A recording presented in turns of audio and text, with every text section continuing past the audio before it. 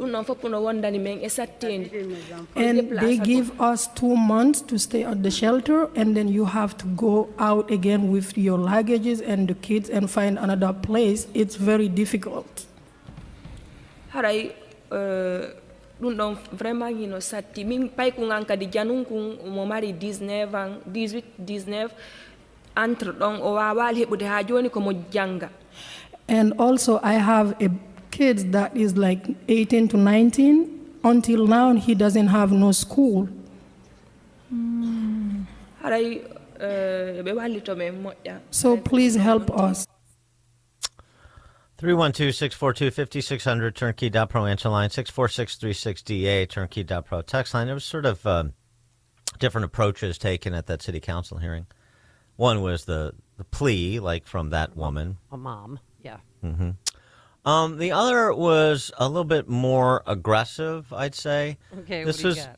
This was a Congolese woman who offered a prepared statement in which she was speaking for many of the African immigrants in this country illegally at that hearing. This is unacceptable. This is shameful time in New York history. This city is not friendly for all people. It is anti-African and xénophobique. Cette ville n'est pas du tout accueillante pour les Africains. Elle est raciste et xénophobe, et on doit le dire. We came to share this testimony to let you all know in this council you all are responsible for this pain and suffering that will affect us for generations to come. But you also can change this for better. C'est l'hôpital qui se moque de la charité. New York City should at least live up to the standard it projects to the world, instead of the mediocrity he has shown our community. Africans deserve dignity and respect. We are not animals. This country has the habit to... I'm so upset. You have a habit to receive all over immigrants, all over community. Why is it going to be done only to the African? It's because it's an embedded protocol of racism and xenophobia in this city. And I want all my fellow Africans to know what it is that they will face if they come in New York City. Thank you. No, thank you. Thank you, Corinne. Dr. Balde? Yeah, we don't need to hear from Dr. Balde. We're good. First of all, if you don't like it, if we're xenophobic and you're worried, you can always leave, and we would probably pay a plane ticket to take you back to where you came from. Excuse me, we're not xenophobic, and we're not racist. New York City is. New York City, that's 80% Democrat. That's a sanctuary city. I mean, they're already that's diverting. Not my problem. Well, they're diverting critical resources from struggling Americans to help these people, and there's no gratitude there. They put them in a nice hotel with a free iPhone, 3 square meals a day. Sorry if they're not up to your food quality standards. Then do something about it. Change your situation. They're just sucking off the tit of the government, and it's getting a little old. 312-642-5600, turnkey.pro answer line, 64636. Type in DA, then a quick comment. I'm with the Congolese woman. Really? Totally, 100%. Okay, why? Who's she talking to? I just said it. Yeah, she's talking to Democrats. And Democrats created this environment where they said, yeah, sanctuary, anybody wants to come anytime for any reason. And they elect politicians whose position is that. So why am I supposed to get upset when a woman challenges them to be who they said they were, be who they said they are? Why should I get upset with that? Why are we blaming them? Why are we blaming those African immigrants? I seriously want to know. Why? Why spend 1 second? Oh, you leave. You're living off the government. Living off the government? A sense of entitlement? Making claims of racism in order to get benefits at other people's expense. Gosh, where did they learn that from? They assimilate it quite quickly, is what you're saying? Yeah. I mean, are there any domestic parallels to that approach? It's almost like they've been emulating people they've been watching and listening to from afar. Well, I can do that, and I get to do that if I come to America. And she had all the buzzwords prepared. So how about a little bit of a mirror check as opposed to taking the cheap out? Oh, if you don't like it, leave. No. You've been invited. They were an invited guest. They are invited guests. New York City invited them. New York State invited them. Chicago invited them. Illinois invited them. I'm in no position to tell them to leave. I'm not the one who invited them. It's not my place. It's their place. And they invited them.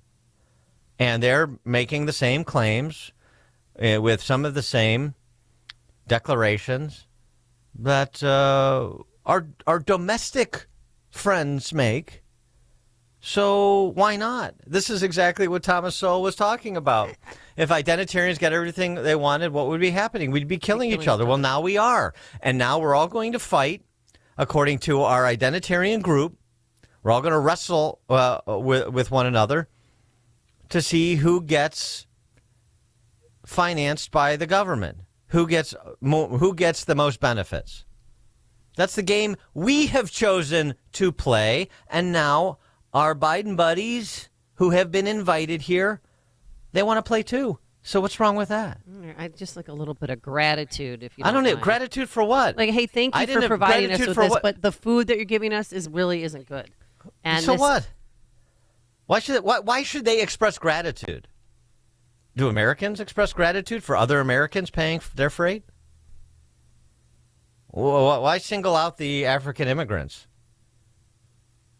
I was very grateful when I was unemployed and people were paying my unemployment check.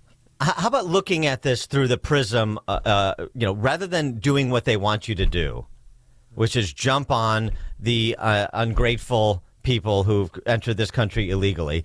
Although, again, if it's an invitation, is it really illegal? If your federal government invites you and suspends the rule of law, even unconstitutionally, is it really illegal?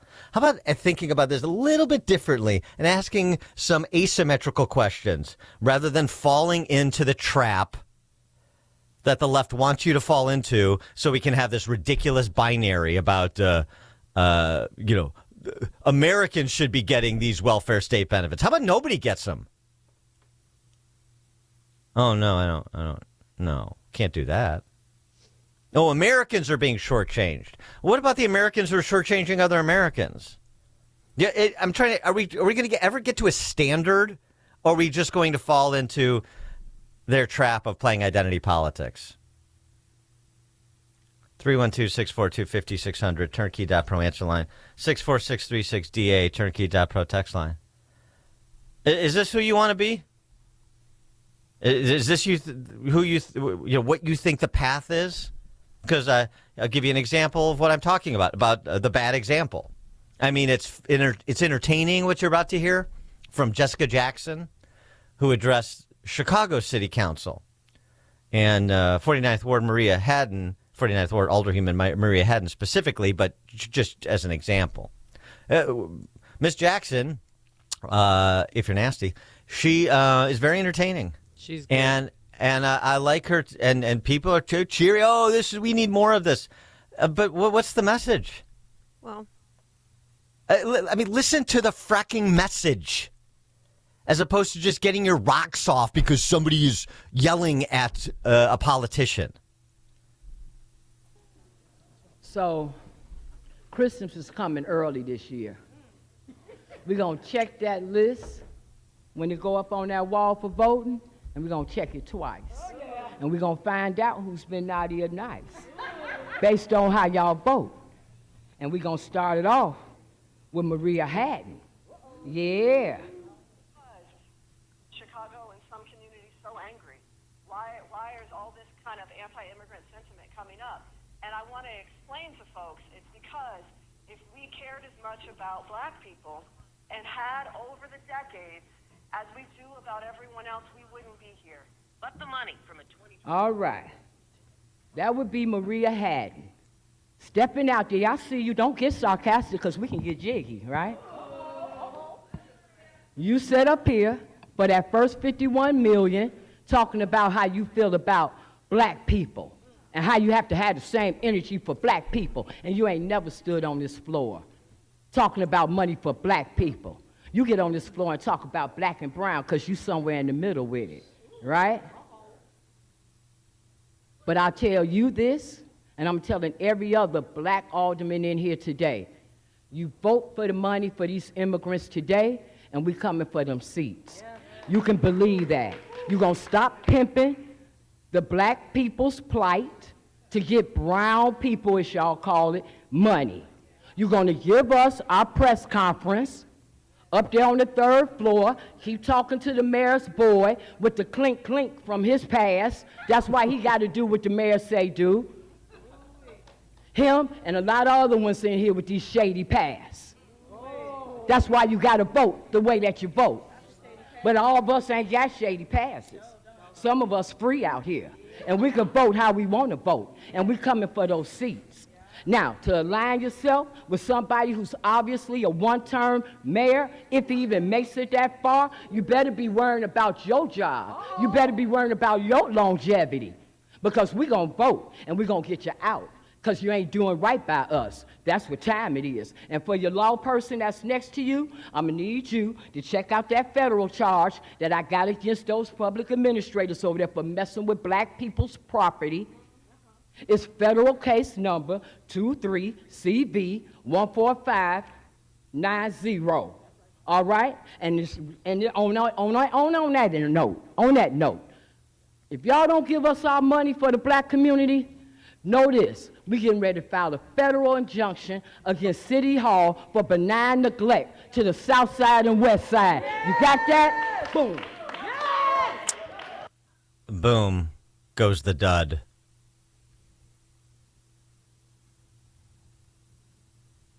Boom. Yeah. Right. So that's what you want to cheerlead? Let's argue about black people getting government money for this or for that versus brown people getting it for this or for that versus, what, I guess white people somewhere in the mix getting it for this or that. That's how you want to play it? That's what you think is productive? That's winning? She's being celebrated on social media this morning. It's brilliant and wow. This is a must see. I know. Well, that's what social media does. Right. It cheerleads. There's a lot of cheerleading of ignorance on social media. I mean, it's the, the hoi polloi. So you're going to get some good and you're going to get some bad. But but there are otherwise good people cheerleading this because they just want somebody to, take it to the powers that be from any angle for any reason with any grievance and any proposed solution. So it's just, we're going to stick it to the migrants and give it to the black people. Well, they also we're going to, see who voted what way and then get you out of office, too. She did say that. Yeah, except, I know. Gee, I've never heard that before. No, do I believe that? Do I believe Jessica Jackson and whatever posse she came with to do the oohs and ahs with her punchlines are going to take out members of the city council? No, I do not. Do I think there's some revolution going on in Chicago in the black community?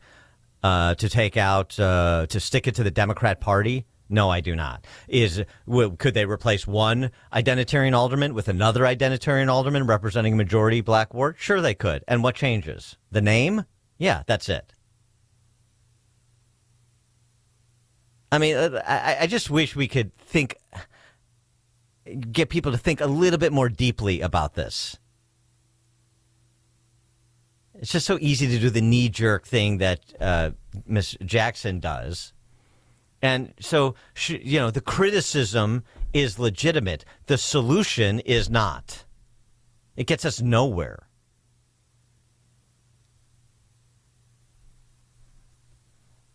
And it's the same thing as scapegoating immigrants who have been invited here. Forget the rule of law because your federal government has. They've been invited.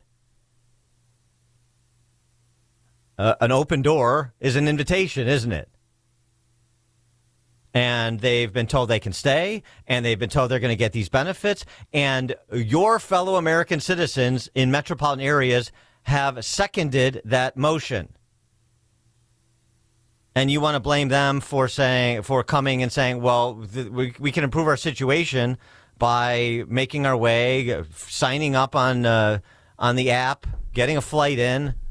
We got all these benefits. And what we see when Americans don't get what they want from their government, they call them racist and they say, you better give me that stuff that I want. Yep. So we're going to do it too. And they're the ones to blame? Matt, Southside. Not that it matters, but I'd like to ask that alderman who she endorsed for May. I'm sure she endorsed Brandon Johnson at the time, and now she's complaining. Not an alderman, just a resident. But thanks for the call, But Matt. she played audio from a phone mail message left from her alderman. Yeah, and then she wants to get jiggy. Is that even? That's a bit of a dated reference too, isn't it? I don't even know what that means. Get jiggy Is that with. Will Smith song? La, la, Yeah. la, la, la, la, la. And it's also a sort of a lame reference too. But okay, I mean, I get it. She's ready to throw down politically. Well, good for her. I mean, she's she doing attended more. the meeting. I mean, a lot of people don't even do that. Yeah, I get it. But just because she attended the meeting doesn't mean you give her an unqualified attagirl based on, but because you have to actually listen to what she says and think about the implications of it. I know listening and thinking is not something Chicagoland is particularly adept at, which is why we're trying to promote it a little bit more. So maybe it becomes a little bit more fashionable. Dan and Amy, Chicago's Morning Answer. You're listening to Chicago's Morning Answer with Dan Proft and Amy Jacobson on AM 560. The Answer. Hi, it's Sean Thompson here. You know when you're at the mall and you go to those directory signs, the one that says you are here? Well, imagine that directory is a map of your preparation for retirement. Would you know where you are? My friend Tom Fortino at Alpha Wealth Group is offering you the opportunity to not only find yourself on that map, but also find the route toward a successful retirement. He calls it his retirement roadmap. You'll get an analysis of where you are right now, whether you're at risk if the market drops again, whether you're taking advantage of the latest tax changes, and much, much more. To get an idea where you stand on the road to retirement, call my friend Tom Fortino at the Alpha Wealth Group today at 630-934-1855. That's 630-934-1855.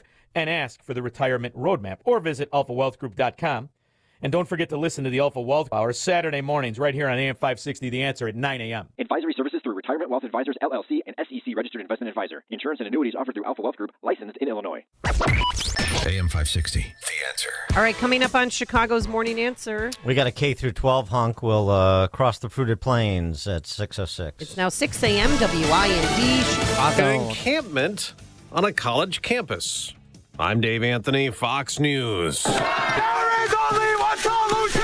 Those are pro-Palestinian protesters last night in New York City, where some are now camped out. For more than 24 hours, hundreds of students at Columbia University forming a human chain around the main lawn on campus, calling it the Gaza Solidarity Encampment. They say it's to show support for Palestine while demanding an end to the university's, quote, complicity in genocide. It's Fox's Chanley Painter. This after Columbia's president, Manoush Shafiq, testified at a House hearing in anti-Semitism. The ultimate solution to fighting this horrible form of bigotry is education. Though some Jewish students say they don't feel safe on campus. Former President Trump will be back in court in a few hours in New York as they keep working to seat a jury at his first criminal trial. 7 jurors have already been sworn in and 11 more are still needed. So far, jurors include 2 lawyers, a nurse, and an IT consultant, a software engineer, a salesman, and a teacher. The judge is looking to have jury selection squared away by the end of the week so that opening statements can begin by Monday. Fox's Brooke Singman, the former president, calls it a rigged case, election interference. He's charged with falsifying records over 2016 payments to keep an alleged affair quiet. Alejandro Mayorkas isn't going on trial. Senate Democrats dismissed House Republicans' impeachment case against the Homeland Security Secretary, Majority Leader Chuck Schumer. We had to set a precedent that impeachment should never be used to settle policy disagreements. Republicans say it's not a policy dispute. Secretary Mayorkas ignored laws, they say, allowing record illegal immigration. Senator Josh Hawley tells Fox's Hannity. They have done this deliberately, Sean, deliberately for political gain. 911 service has been restored in some areas after outages in 4 states, Nevada, Nebraska, South Dakota, and Texas. No cause given, but Homeland Security recently warned about cyber threats to 911 operations. America's listening to Fox News. 48 degrees in Chicago.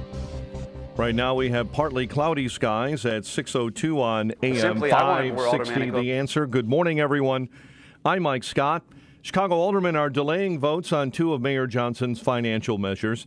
Members of the city council yesterday used procedural maneuvers to delay votes on Johnson's $70 million funding plan for migrants and a $1.2 billion bond deal, causing Johnson to wait even longer for his plans. Individuals that want to opine or articulate and express their hopes and aspirations for this mission, but there are still questions to be asked. Both items could come back up for a vote as soon as tomorrow. A residential building in Chicago's Pilsen neighborhood destroyed by fire. The blaze began last night in a 2.5-story building along the 1300 block of West 16th. No injuries, but several occupants were displaced.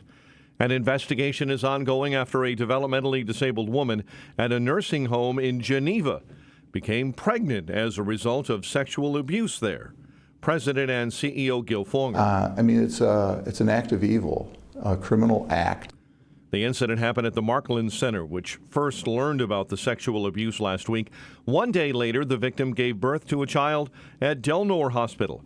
Fonger says the case was immediately turned over to law enforcement. 3 male staff members were placed on paid leave. The baby remains in the hospital. Chicago sports. Bulls kept their season alive with a dominant showing in the play-in tournament, beating Atlanta 131-116 behind 42 from Kobe White. We just wanted to get downhill, and we know that once we attack the paint, get the defense to collapse, and we either got to finish or spray out and just make the right read. So everybody played a total role. Bulls advanced to play the Miami Heat for the 8th seed on Friday. Cody Bellinger homered, and the Cubs win over the Diamondbacks 5-3. Sox and Royals split a double dip. The News, a service of Crosscom Public Adjusters. If your home or business has an insurance claim, Crosscom will help you get what you need and have coming to you. They've helped thousands. CrosscomPublicAdjusters.com. A check of traffic and weather on the way next on AM 560. Brendan Tatum doesn't see hope in the next generation. Maybe other generations were doing this. I find it more apparent in young people.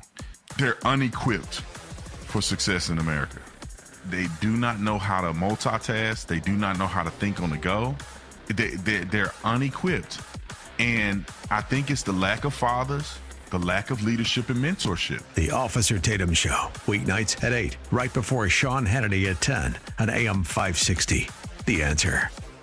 A great smile can make you feel happy and confident. So when you consciously conserve your teeth, that glowing smile will show through. At Best Dental Group, Doctors Economos, Gevalis, and their staff are ready to help you create that perfect look or maintain the one you have now. Along with general dentistry, Best Dental Group is a multidisciplined practice with an orthodontist, periodontist, and prosthetic specialists on site. They use the newest breakthroughs in dental technology, such as titanium implants, Invisalign clear braces, and laser treatments. Don't let fear get in the way. They can recommend sedation to make your experience as comfortable as possible. Best Dental Group is located in historic downtown Bartlett and is a multilingual office. Call 630-830-4930. That's 630-830-4930. Or visit bestdental.org. Best Dental Group, sharing your conservative values and helping you to conserve your teeth. Let's see, if something costs less, but people are happier with it, that sounds like something to look into, and that is MediShare. Maybe you've heard switching to MediShare to pay for healthcare can save many families up to $500 a month, and that is huge. But it's also true that people are way more satisfied after making the switch, too. The member satisfaction rate for MediShare is double that of the typical health insurance plan. double. Metashare works, too. It's been around for 30 years. Members have shared more than $5 billion of each other's bills. People love having telehealth and a huge nationwide PPO network. So, yeah, really, you can save a ton and like it better. Imagine being happy with how you're taking care of your health care. So if you're self-employed or part of the gig economy, or you just want a plan you're happy with, you can call right now. You'll get a price within 2 minutes. So see what you can save. This is a very, very smart use of 2 minutes. Here's the number you need. Call 877-64-BIBLE. That's 877-64-BIBLE. 877-64-BIBLE. Have you been struggling to find an easy, safe, and secure document scanning solution for Salesforce.com, Microsoft 365, SharePoint, or OnBase by Highland? Your struggle is now over, and it's time to get your documents and operations into the 21st century. With IoT Smart Connected Scanning, it's easy to turn physical paper into digital documents and have them directly uploaded to the cloud with IoT Smart Connected Scanning from IDT. And you don't need a degree in computing or IT to make it happen.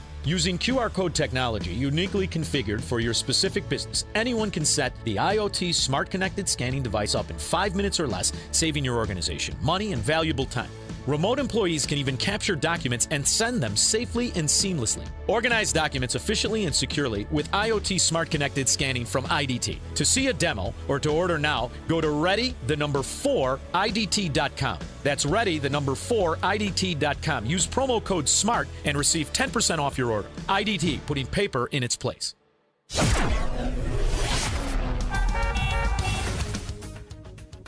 In Chicago, 48 degrees at 6:07. Let's get an update on the roads.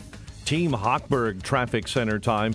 Kennedy inbound already, 41 minutes. O'Hare to the Burn Circle interchange. A lot of that due to an accident with 2 right lanes blocked inbound at Ohio. Delays as well as you roll on the Jane Addams. It's a serious accident with ejection and a toll plaza that caught fire. Jane Addams westbound. It's the off-ramp to Barrington Road. On the Reagan I-88, an accident with 2 right lanes blocked, at least 6 vehicles involved, eastbound 88 between I-355 and right before the Myers Road Toll Plaza is where your delay is. Near the Myers Toll Plaza is the site of the accident. Chicago's Morning Answer with Dan and Amy continues next. In our Revive Your Lawn Weather Center, here is Steve Williams. Some sun to start things off, then turning cloudy with a couple of showers today, high at 60. Clouds this evening, rain turning out clear late tonight, low 41. Partly sunny, breezy day tomorrow, the high 58. Sun and clouds on Saturday, the high 50. I'm Steve Williams on AM 560, The Answer. 48 right now. Chicago's Morning Answer continues next on AM 560, The Answer.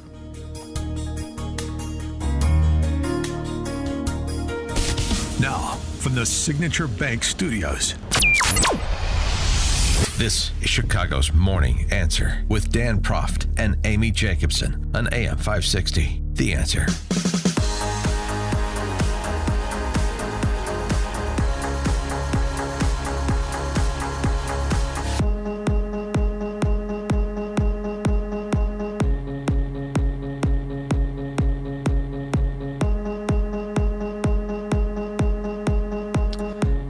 Top of the morning, Dan and Amy. Hey, drag queen bingo, interest for the Downers Grove Library. Oh, no. What now? We spent the last couple of days talking about the Downers Grove Library Board after Bill Nienberg, who we had on the show yesterday, was removed from the board 2 years after he opposed drag queen bingo at the Downers Grove Library, as did many residents, because the majority Marxist Board of Trustees are identitarian goons and partisan hacks who wanted the drag queen bingo. It got canceled, and so they spent 2 years trumping up a rationale to strike back at Bill Nienberg, one of the few public dissenters in a position of governance, and they got him. And they'll get you too, and that's the message. Mm-hmm. Grades 7 to 12 are invited by LaSalle County native Aurora Devine at Drag Queen Bingo for Teens. Oh, that's the one that was going to perform at the Downers Grove Library. Yeah, right? That dude pretending to be a woman, scantily clad. I think one of the events she was wearing a G-string. That was nice for the kiddos. Yeah. You got to tuck and roll, type of situation there. Right. This was the self-described raunchy drag queen who was going to perform in this celebratory event for National Coming Out Day. Mm-hmm. Well, this whole situation is, of course, beyond metastasization at this point. But in response to the Cass report that was issued in the UK, that was critical of so-called gender-affirming therapy, in other words, the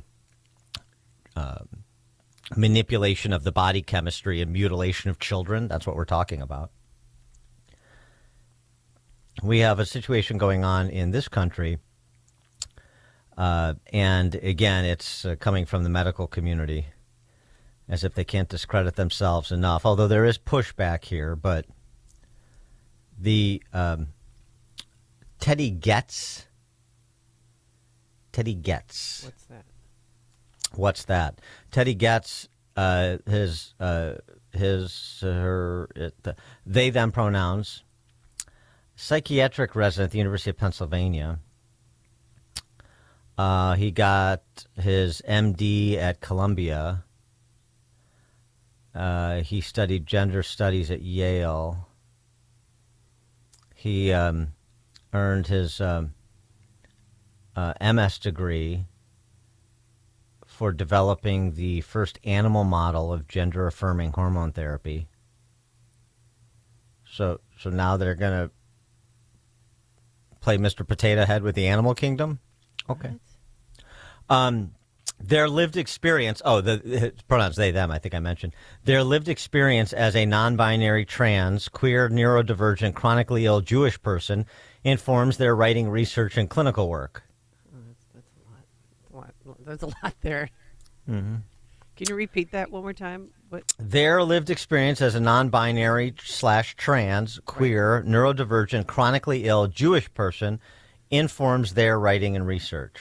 Okay. And what is their writing and research? Well, it turns out that this person is, I guess, well regarded in pediatric circles. He's the lead editor behind the American Pediatric Association's new textbook, Gender Affirming Psychiatric Care.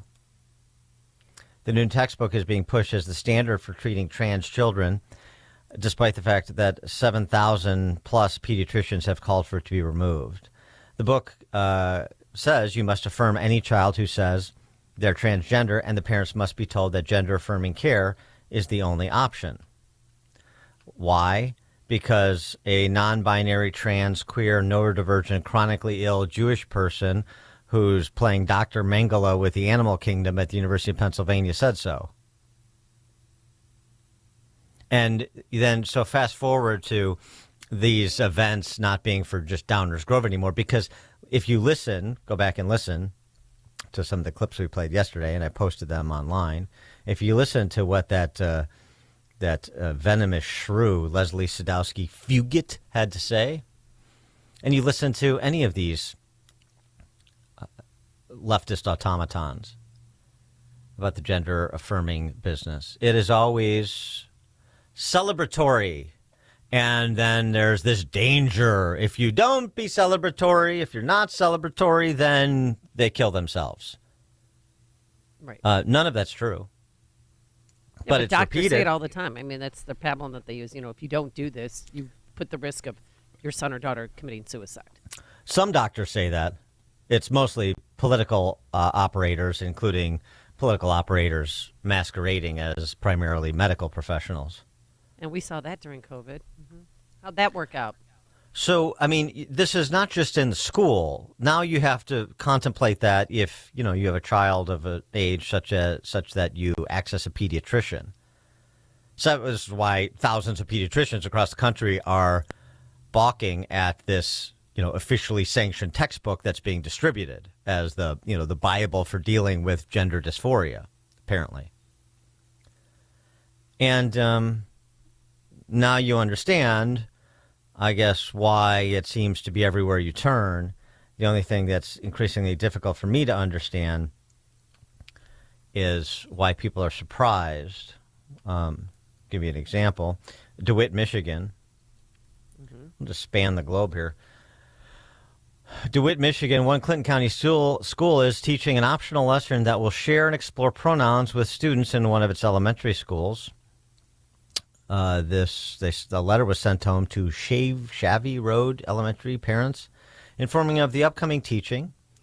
Students would be listening to the book They, She, He, Me, Free to Be. Oh, God. And practicing using they, them pronouns. In addition, the lesson discusses what to do if students make a mistake with pronouns, imprison them, and learn that it's not okay to change someone's pronouns or purpose, imprison them. The book's content summary says it shows many gender presentations under each pronoun and invites even more. This begins in kindergarten and runs through fifth grade. One mom, Brandy Strahan, is a bit concerned. 5 years old to 7 years old, to me, it blew me away. They don't need to learn, about anything that's personal or sexualized or, gender specific. At 5 years old, those are my babies, and that's my right and my husband's right. Brandy Strand is concerned for her kids who attend DeWitt elementary schools and says elementary school is just too young for a discussion on pronouns. Yeah, by the way, yes, that's true what she said, but there is no proper age to promulgate the propaganda of these identitarians. If it's eighth grade, if it's high school, it's okay to say that this is the right and proper way to address somebody with gender dysphoria, just to cater to them and help them promote things that are not true. At what age is that okay? At what grade level should that be part of the curriculum? We sort of lose sight of the truth when we start talking about what is age appropriate. Yes, age appropriate in terms of topic areas, but there is no age appropriate for this business. I mean, Just people go back can to believe the basics, like writing, whatever they want. arithmetic. Why do we have to put this in? Because we've chosen. It's like, why do we have to? Like, this is being forced upon us. I'm not. Why do we have to do this? Pronouns. When I get emails with the pronouns, it just drives me bonkers. Why do we have to do this? Well, who's making us? Us? I'm not doing it. Yeah. Yes. Public pressure, societal norms. Oh, you have to do this, and then everybody starts doing it on their emails. He, she, them, their. It. There's a kid at a school in District 21. They don't have their pronoun is dash. Did you know that? Mm-hmm. Mm-hmm. It's getting a little cray-cray out there. Yeah. And then this kind of stuff happens. Out of Marlborough County, or Marlborough Township, I should say, New Jersey. Mom and dad show up to the school board meeting to make a specific and detailed accusation about what happened to their 13-year-old daughter at the school at the hands of a teacher. These safe places. Why are they safe? Because we're identitarian apparatchiks. Because we are going to expose children to the wonderful world of gender identities and sexual exploration in the primary grades, and then just build upon that through the rest of high school. And we're going to turn a blind eye to predators in our midst, the same way the Catholic Church did. But we know we won't suffer the same consequences as the Catholic Church because, I don't know, I guess there's not, this kind of stuff doesn't get so much coverage. Nobody kicks up much dust about it.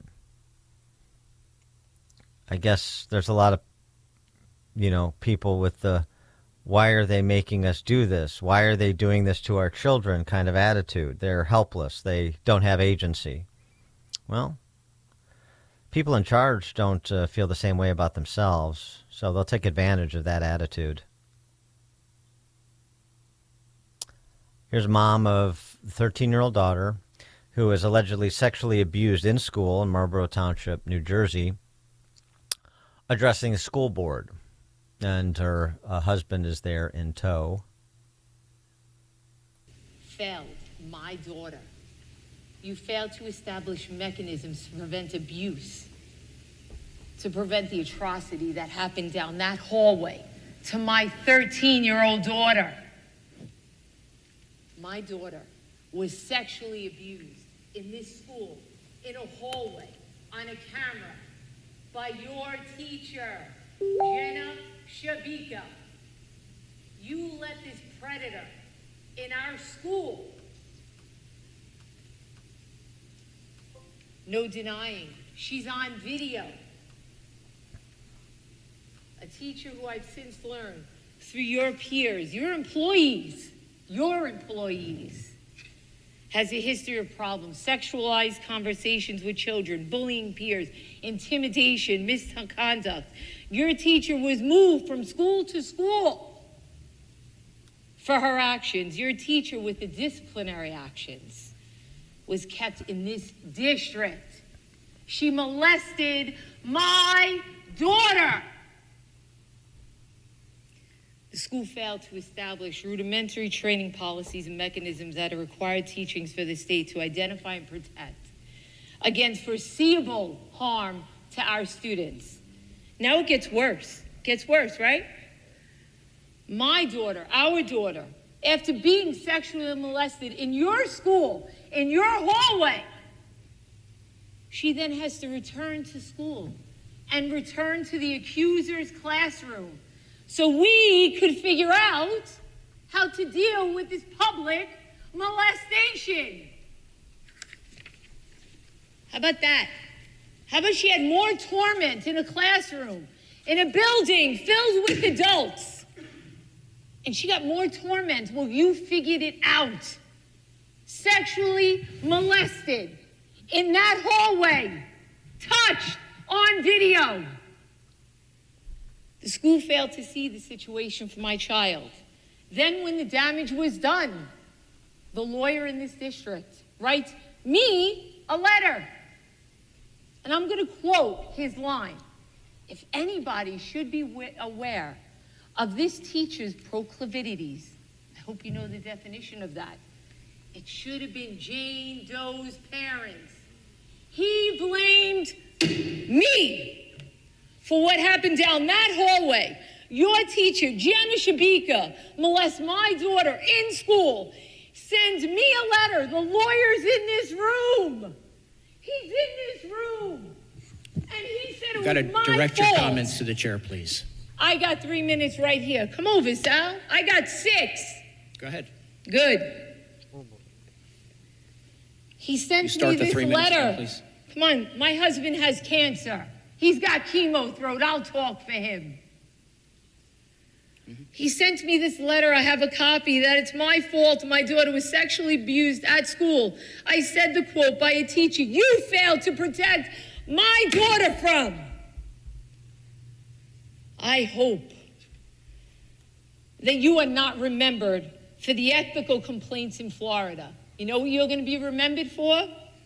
For the guy who blamed sexual assault on a child in school to her parents. You blamed us. You can't make up this kind of stupid, can you, folks? You can't make it up. I ran to the fires in 9/11. I saved people like you. Who's running to my fire? You are a disgrace. You can't even terminate Jenna Shabika. She resigned. 16-year pension. Publicly boasting about a change of career. Luxury. Right to resign. You sent this predator back into the world. At times, I don't even have the ability to comfort my daughter. She suffers day and night with depression, anxiety, uncontrollable fear. But that's because of some people in this room. The lawyer, that's our voice. In fact, you know what? This is the start. It is going to be my mission in New Jersey to let them know how dangerous this school is. And we're happy to help. Marlborough Township, New Jersey. Female teacher, female student, allegedly molested and apparently caught on video. Yeah.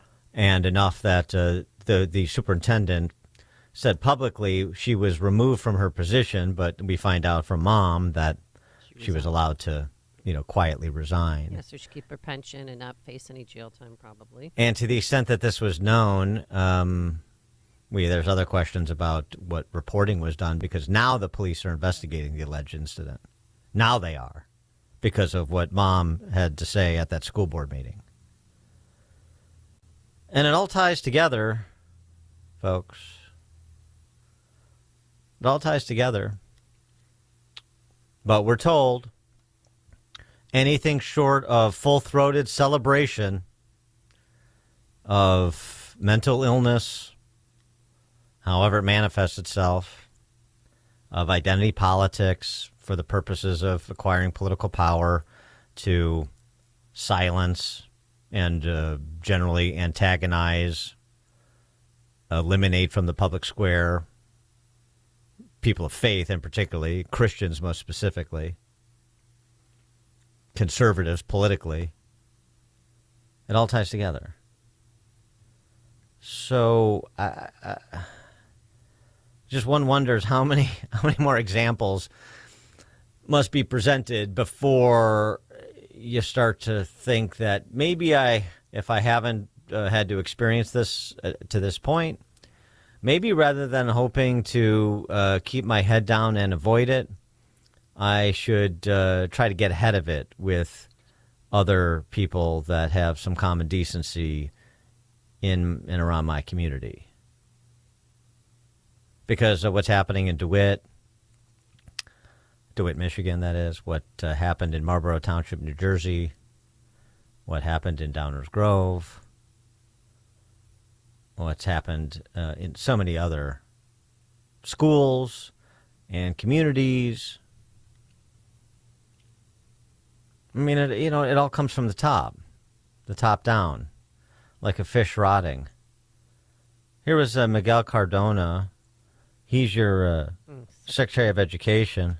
He's a real mimbo. I met him in person. Ooh. The lead visionary for K through 12 education in America. It's like Matt Martin. This is during a committee hearing, where he's of course requesting more cash from Congress, more of your cash from Congress.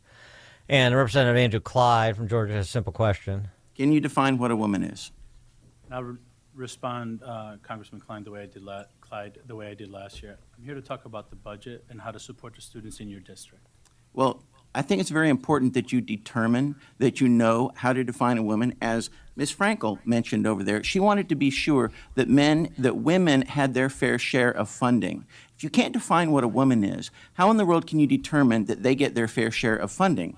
If you cannot understand and clearly define what a woman is, how can you make rules that protect women's rights? You can't. So I would ask you to please respect this committee and the U.S. Congress by answering my question.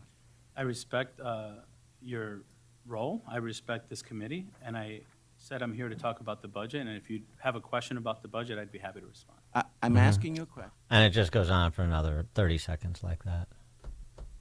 And that's the same attitude you'll get from your school board, from your superintendent, from your principals, from your local officials, from your state officials, from your federal officials, in many, many places. Not everywhere. Many, many places, including many, many places in Chicagoland. Won't you? Why are they doing this to us? Why are they making us do this? Is that what's happening? Courtney in Highland Park. Thank you so much for taking my call. I want you to know that no one's making us do this, but when people won't stand up, it'll continue. I went to get a mammogram at the Midwest Center for Women's Health Care.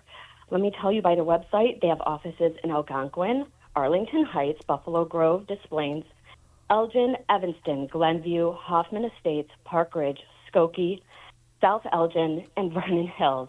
You got all those? You guys, this is the Midwest Center for Women's Health Care. I was then, to get a mammogram, asked my pronouns, including they, them, which, I'm sorry, no. And then I was asked if I was identified as male, female, female to male, transgender male, transgender female, male to female. Wait, what? Let that sink in, guys. These are men. And gender nonconforming, neither exclusively male nor female. I normally wait 45 minutes an hour when there's just women. But I guess let me get that again, the Midwest Center for Women's Health Care thinks that now it's okay, safe, and a good idea to give services, OBGYN and mammogram services to men. I just want you guys to know if nobody says anything, nothing's going to change. Thanks for that, Courtney. Sorry you had to wait a little extra Because I time. couldn't find it. Well, I mean, because... Well, you can't find the vajayjay because there's no... Well, Dr. Teddy Getz had the appointment ahead of her, and they were busy looking at his penis. So, trying to figure out how But to... it's true. On intake forms now at hospitals, it doesn't matter whether you're getting a mammogram or other things that you don't need to know about. They'll ask you, what is your preferred pronoun? It's like, I just want the mammogram. Stop, please, with this nonsense.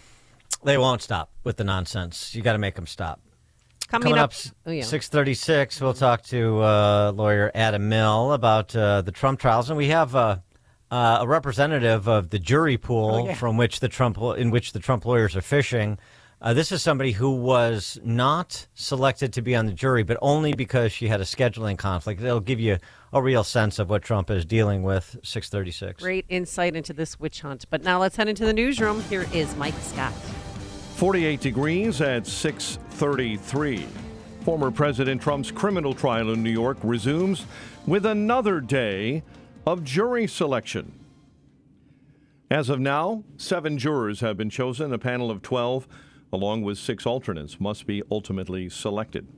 The Democrat-controlled Senate quickly dismissed the impeachment charge against Homeland Security Secretary Alejandro Mayorkas on Wednesday, angering Senate Minority Leader Mitch McConnell. We've set a very unfortunate precedent here. This means that the Senate can ignore, in effect, the House's impeachment. The Senate voted to rule both impeachment articles unconstitutional because, in their opinion, they did not rise to the level of high crimes and misdemeanors. A widespread 911 outage that impacted multiple states appears to be almost over. It hit residents in parts of Nebraska, Nevada, South Dakota, and Texas. Significant storm damage being reported in parts of Ohio. More powerful winds blasting the Midwest. At least 17 tornadoes alone were confirmed on Tuesday. The president of Columbia University facing a grilling by lawmakers Wednesday on Capitol Hill. In all regards, anti-Jewish hate and anti-Semitism on campus. Anti-Semitism has no place on our campus, and I am personally committed to doing everything I can to confront it directly. New York Republican Elise Stefanik said the Columbia University president is taking no action against faculty members who, according to Stefanik, spew anti-Israel rhetoric. Chicago aldermen are delaying votes on 2 of Mayor Johnson's financial measures. Simply, I wanted more aldermanic oversight over how we spend billions of dollars of our tax dollars, frankly, in this bond deal.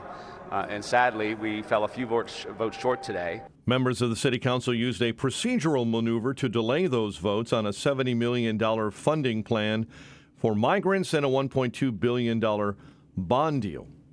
A residential building in the Pilsen neighborhood destroyed by fire last night in the 1300 block of West 16th. No injuries were reported, but several occupants were displaced. Joliet police are searching for a man who's been missing since last week. Robert Long was last seen April 11. Dust storms yesterday hampered travel in central Illinois. Illinois State Police report motorist visibility was severely diminished by a storm between Springfield and New Berlin. Both directions of I-72 were shut down. National Weather Service extending that dust storm warning until 6:45 yesterday. Tuesday's dust storm came almost a year after a deadly dust storm blanketed I-55 in central Illinois, resulting in a 72-car pileup that killed 8 people. Bulls keep their season alive, dominating Atlanta last night in the NBA playoffs play-in tournament. 131-116, Kobe White 42. Cody Bellinger homered, and the Cubs win over the Diamondbacks 5-3, while the White Sox and Royals split a doubleheader. The news, a service of ReviveYourLawn.com. Don't DIY, RYL, Revive Your Lawn, with the landscape and design experts. Outdoor patios, kitchens, landscapes, hardscapes, softscapes, lighting, and more. Get an instant online estimate today at ReviveYourLawn.com. A check of traffic and weather on the way next on AM 560. Mike Gallagher says it's obvious what the left wants. I don't even know if I care what the process is that these judges are arriving at. Whatever it is, it's flawed. I don't care about the process. They might as well just come out and admit they don't want any rules to apply. They don't want any common sense. They don't want any justice. They want him financially and politically destroyed. The Mike Gallagher Show, weekdays at 9, right before Dennis Prager at 11 on AM 560. The Answer. The IRS is the most powerful collection agency on earth, and if you owe back taxes, the news isn't good. The IRS is raising the interest rate it charges on unpaid taxes, and further rate hikes are expected. Most people don't know it, but the IRS adds interest charges to your tax debts daily. So if you owe the IRS today, you'll owe even more tomorrow. And it doesn't stop until you get right with the IRS. The good news is getting right can start with one phone call to Optima Tax Relief, America's #1 tax relief firm. Optima's tax professionals specialize in the Fresh Start Initiative, a powerful IRS program that can save you thousands if you qualify. In fact, the experts at Optima have resolved over $1 billion in tax debt for their clients. Call now for a free consultation. Call 800-965-1433. 800-965-1433. 800-965-1433. Optima Tax Relief. Some restrictions apply. For complete details, please visit OptimaTaxRelief.com. Balance of Nature's fruits and veggies supplements. Changing the world, one life at a time. I'm Dr. Michael Strasberg. I'm a dentist, and I've been taking Balance of Nature now for several years. In my practice, we talk to patients about their health, their nutrition, because the healthier you are, the healthier your mouth is. With Balance of Nature, I felt a noticeable difference. I felt better. Anytime you can feel better, I don't care what age you're at, that's a big plus, big plus. Call 1-800-246-8751 or go to balanceofnature.com and sign up as a new preferred customer. And for a limited time, get 35% off your first order, plus $10 off any additional sets with free shipping and our money-back guarantee. Go to balanceofnature.com or call 1-800-246-8751 and get this special offer by using discount code CHICAGO. Signature Bank is Chicago's fastest growing independently owned business bank.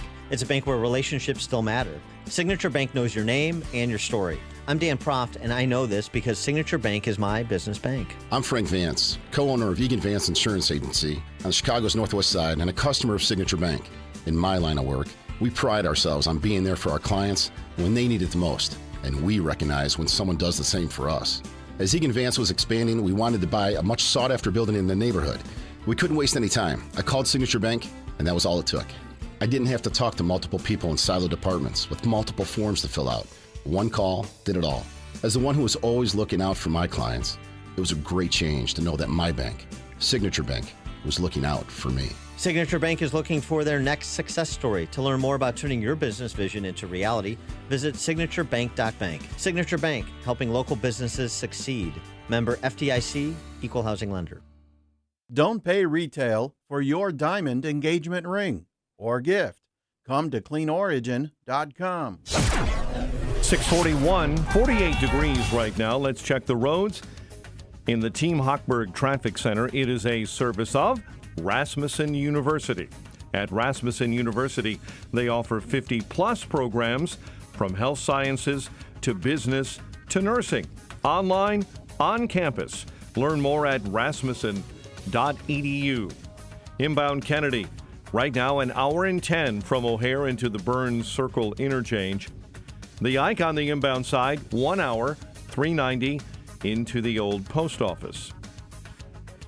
Stop and go traffic on the Bishop Ford inbound between the Stony Island feeder and the Dan Ryan. Accident on the Tri-State northbound between Ogden to right past the Cermak toll. That's your delay. The accident right past the Cermak toll.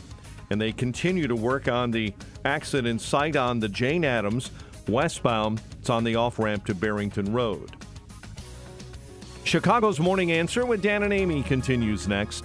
AM 560 Weather Center forecast. In our Revive Your Lawn Weather Center, we see sun for the morning, then turning cloudy with a couple of showers in the afternoon, a high of 60. Currently 48. Next news at 7. Chicago's Morning Answer continues next on AM 560 The Answer. Now, from the Signature Bank Studios, this is Chicago's Morning Answer with Dan Proft and Amy Jacobson. Only the biggest stories, only the biggest guests, and only the biggest opinions. This is AM 560, The Answer. Top of the morning, Dan and Amy. So, day off yesterday and the Trump trial.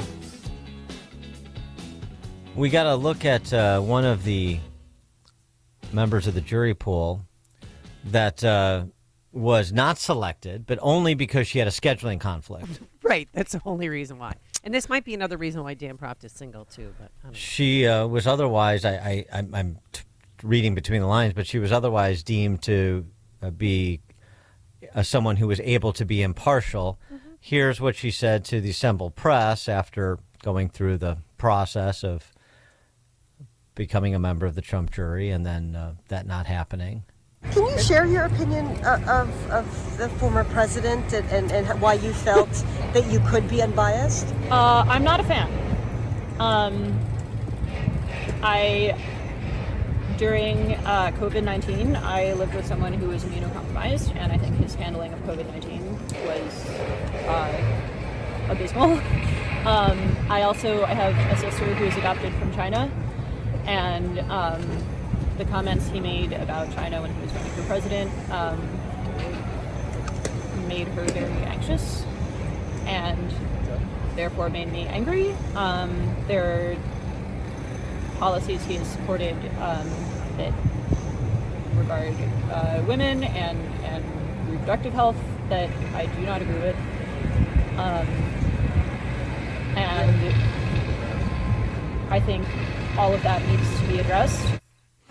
So basically, he's a racist, misogynistic, almost killed her entire family. But I can be unbiased.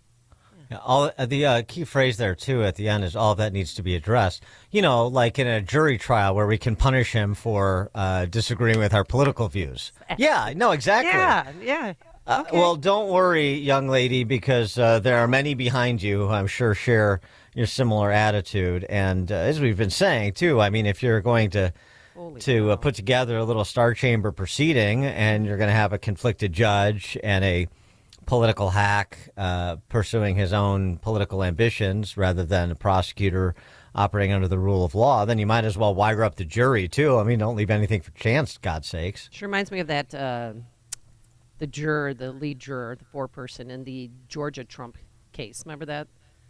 His grand jury, and she went out and she was acting so weird about, how she wanted to subpoena. She wants Trump to testify because she wants to meet him and see him in person. Yeah. Mm-hmm. Well, by the way, before we get to our guests, I did want to mention this sort of short documentary film that was put together and is up over at American Greatness, amgreatness.com. It's just like 30 minutes. Okay. What is it? It's called Chasing Trump, and it provides a pretty good profiles on the four prosecutors, Jack Smith, Fani Willis, Letitia James, Alvin Bragg, and just sort of it's a nice little information piece that provide some institutional memory of all that's transpired over the last 2.5 to 3 years now as well. So just to sort of refresh your recollection as we're getting into the meat of it, because there's a lot to revisit. For more on all of this, we're pleased to be joined by Adam Mill. Adam is an attorney specializing in labor and employment and public administration law. He's a contributor to the Federalist, to the aforesaid American Greatness, and the Daily Caller. Adam, thanks for joining us. Appreciate it. Well, thank you so much, Dan and Amy, for having me on. Actually, this last article was published in chroniclesmagazine.org, which I would compare to National Review without the Trump derangement syndrome. Oh. So Right, thank you yes. for having me on. Yeah, that's magazine.org. Yeah, Chronicles. That's many of our listeners will know Chronicles. That's a good description. Yeah, you've got a piece about Alvin Bragg's witch trial where you indeed compare it to the Salem witch trials. So, are we still? I mean, one of the things that you, again, refreshing our recollection, because we discussed this when the indictment was handed down, but people need to be reminded. We're still waiting to find out what law Trump broke with the payment of said funds, aren't we? So actually, we don't even know exactly what it is that he's accused of being covering up. Now, when you read these articles about the trial and what he's charged with, they almost never link to the original indictment. It's all just kind of this hand wave stuff, and they talk about all these, they give the list that you always hear about Trump, and like the juror did about him being racist or about him having sex with a porn star. That's not what the indictment says. The indictment, and by the way, I'm not an attorney in New York. I just read the indictment, and I'm telling you what it says. The indictment says that he is accused of entering false business records, and there's like 34 business records, but all the charges say the same thing. He entered false business records to cover up and further another crime. Okay, right. So that's what we don't know. Right. We don't know what the other crime is. Right. And if you're Trump's attorney, you can win by either showing you didn't cover up or you didn't commit the crime that you're accused of covering up.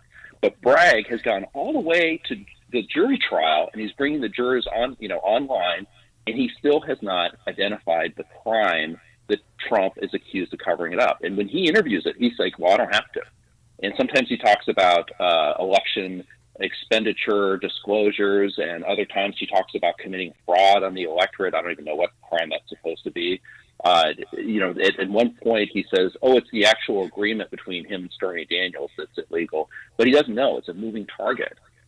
So that's why I said, well, it could be anything. We'll find out at the end of the trial. Maybe it's witchcraft. There's still a witchcraft charge on the books in New York. And as all of these people come, tumbling out with their stories of woe about Trump, maybe one of them's going to accuse him of reading tarot cards illegally in the state of New York, and maybe that's what he was accused of covering up. Well, this is so material because this is ubiquitously referred to as the hush money trial. But paying somebody hush money is not a crime, yet the payments that were documented are in furtherance of some crime, said Alvin Bragg, who won't tell us what that crime is, and it's not obvious where he would be trying to hang his hat with respect to the underlying crime, because without that, you don't have much of a case, and maybe even with that, you don't have much of a case. And let's just say, for the sake of argument, that the hush money agreement was a crime. Let's just for this purpose of discussion, let's just agree in principle that maybe it was a crime. Trump hasn't been charged with that. He hasn't been convicted of that. There's no. How are they going to prove at the trial that he committed this underlying crime if they're not going to charge him and give him a chance to confront and cross-examine the witnesses about this supposed crime that he's on notice of having committed? I mean, I don't know how they're going to prove this case if they're not going to charge him with the crime he's accused of covering up. Well, at some point, isn't the expectation that he would? I mean, this is a kangaroo court to be sure, but even kangaroo courts have their limitations. I mean, isn't there the anticipation that at some point that's going to be charged, the underlying crime? I mean, I don't see how they can do that.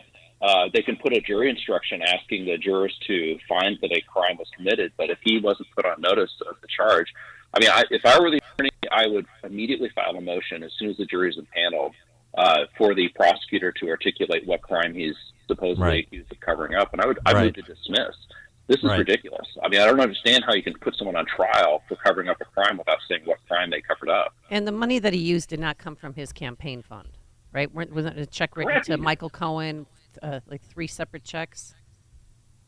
Yeah, he used his own money. He reimbursed Cohen for these expenditures. And by the way, I don't know if you know this, he disclosed these payments to Cohen in a Federal Elections Commission campaign expenditures disclosure. And by the way, all of these supposed false statements, I believe they all happened after the election. So I'm not sure how any of these business records could have had any impact on an election that happened before the false records were created. But we don't know because Alvin Bragg won't explain any of this in his indictment. So I guess Trump will have to be surprised during the trial to find out. You know, you got to be convicted to find out what you did. Very Chicago-esque here. It's just, I can't wait to find. You know, when I'm in jail, then I'm going to find out what I did wrong. It's something. Now, I mean, just on the assumption again here for the sake of argument, based on how fixed this thing seems to be, that he is convicted. I mean, doesn't he already have? I think he's got several grounds to appeal, but it seems to me a glaring one right now would be the judge's failure to recuse himself, given at minimum the obvious appearance of a conflict. Yeah, I mean, you know, the judges, if I understand the press reports accurately, the judge has a daughter who is actively involved in, political action against Trump himself. And, there's definitely an appearance here that, the judge might be influenced by family members so involved with that. There have been a couple of updates in the case, if you don't mind me sharing that. No, yesterday, the prosecution filed something called a Sandoval notice. And basically what this is the prosecutor is putting Trump on notice that if he takes the stand, here are the things he's going to get cross-examined on. So they're actually they're going to introduce to the jury the fact that, this bond violations, when Trump makes a public statement criticizing these cases, that's contempt. He's going to get fined for that. They're going to try and introduce that to the jury. They're going to try and bring up the Eugene Carroll case to the jury. What does the Eugene Carroll case got to do with any of this? And so they're going to try and use Trump's criticism of the process as a way of persuading the jury that Trump can't be trusted. I don't even understand it. Trump subpoenaed communication between Stormy and some of these other lawfare folks. So Trump's attorneys suspect that Stormy or her attorney have been coordinating with like Eugene Carroll and maybe some of the prosecutors.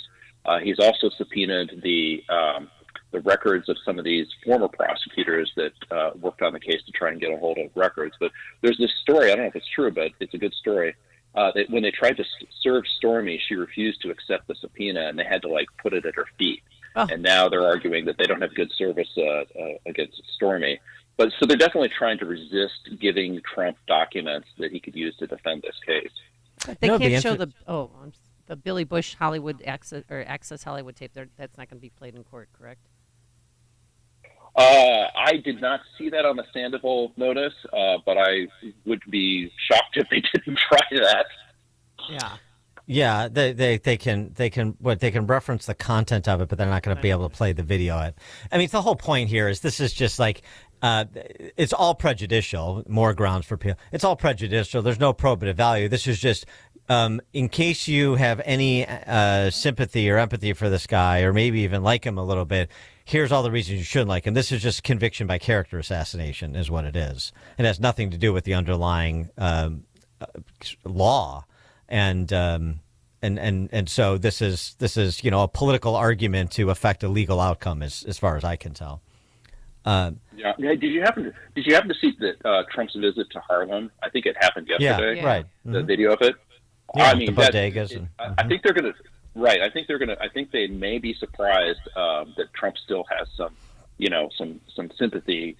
New York is a heavily anti-Trump state, but it's like a 60-40, maybe a 70-30.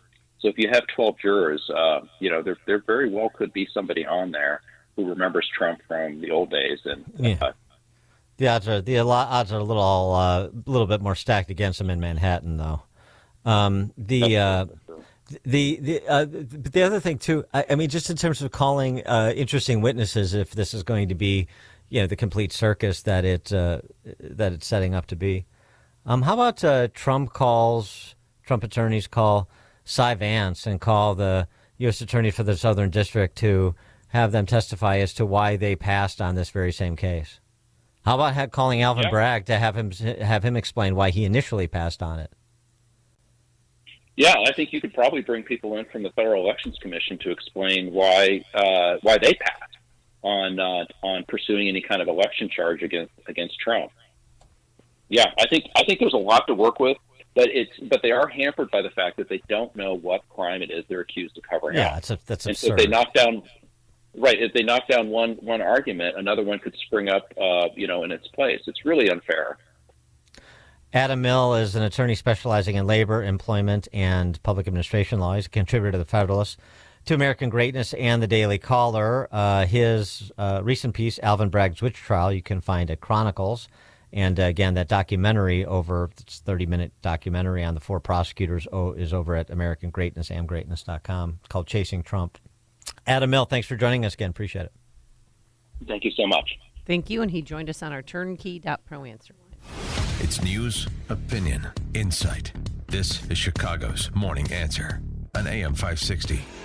The Answer. Have you been struggling to find an easy, safe, and secure document scanning solution for Salesforce.com, Microsoft 365, SharePoint, or OnBase by Highland? Your struggle is now over, and it's time to get your documents and operations into the 21st century. With IoT Smart Connected Scanning, it's easy to turn physical paper into digital documents and have them directly uploaded to the cloud with IoT Smart Connected Scanning from IDT. And you don't need a degree in computing or IT to make it happen. Using QR code technology uniquely configured for your specific business, anyone can set the IoT Smart Connected Scanning device up in 5 minutes or less, saving your organization money and valuable time.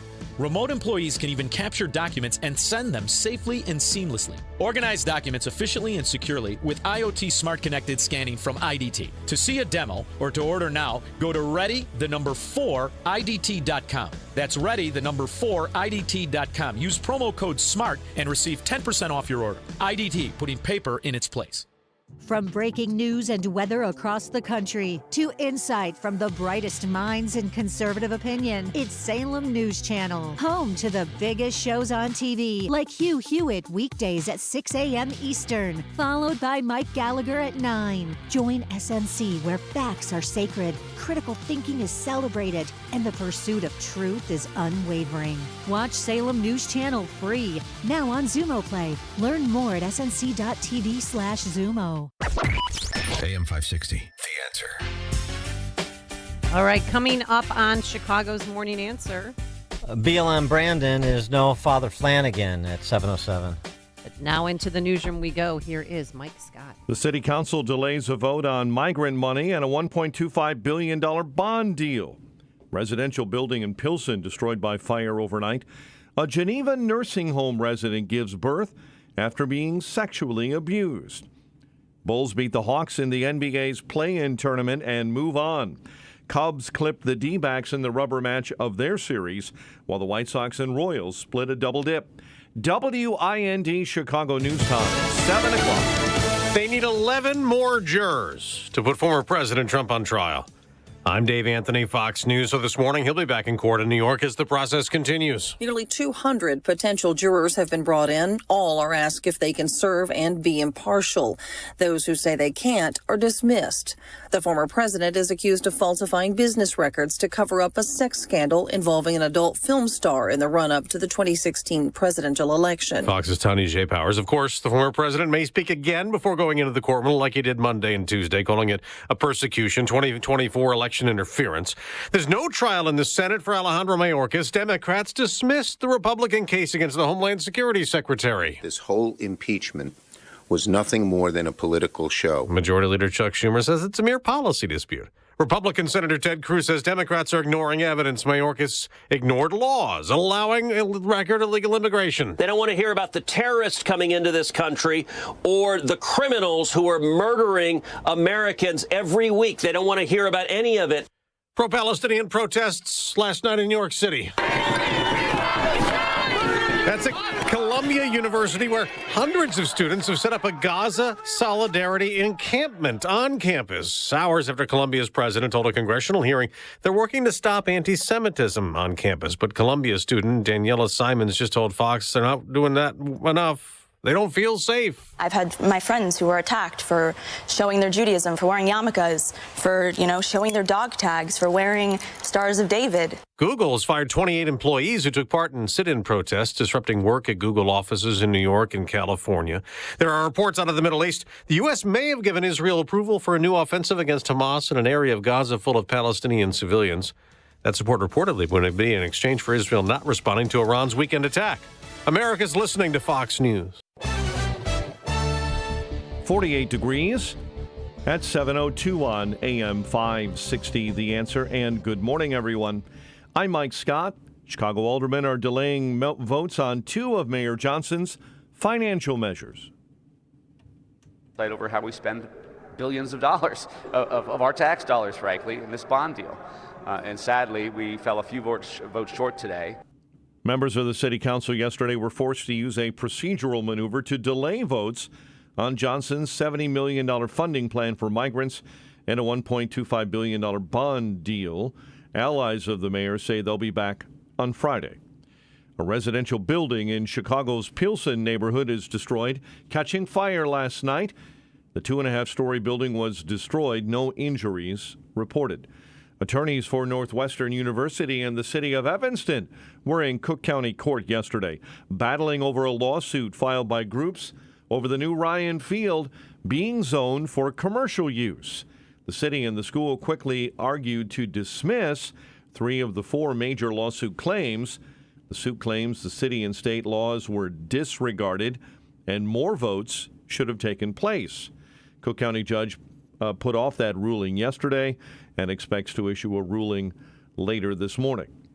An investigation is ongoing after a developmentally disabled woman at a nursing home in Geneva became pregnant as a result of sexual abuse. President and CEO Gil Fonger. It's an act of evil, a criminal act.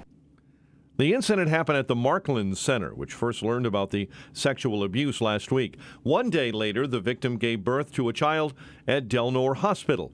Fonger says the case was immediately turned over to law enforcement. Those that were suspended and some former staff members have already had DNA taken from them. And so really at this stage, we're really just cooperating with the Sheriff's Department. Investigators say 3 male staffers were immediately placed on paid leave. The baby remains in the hospital.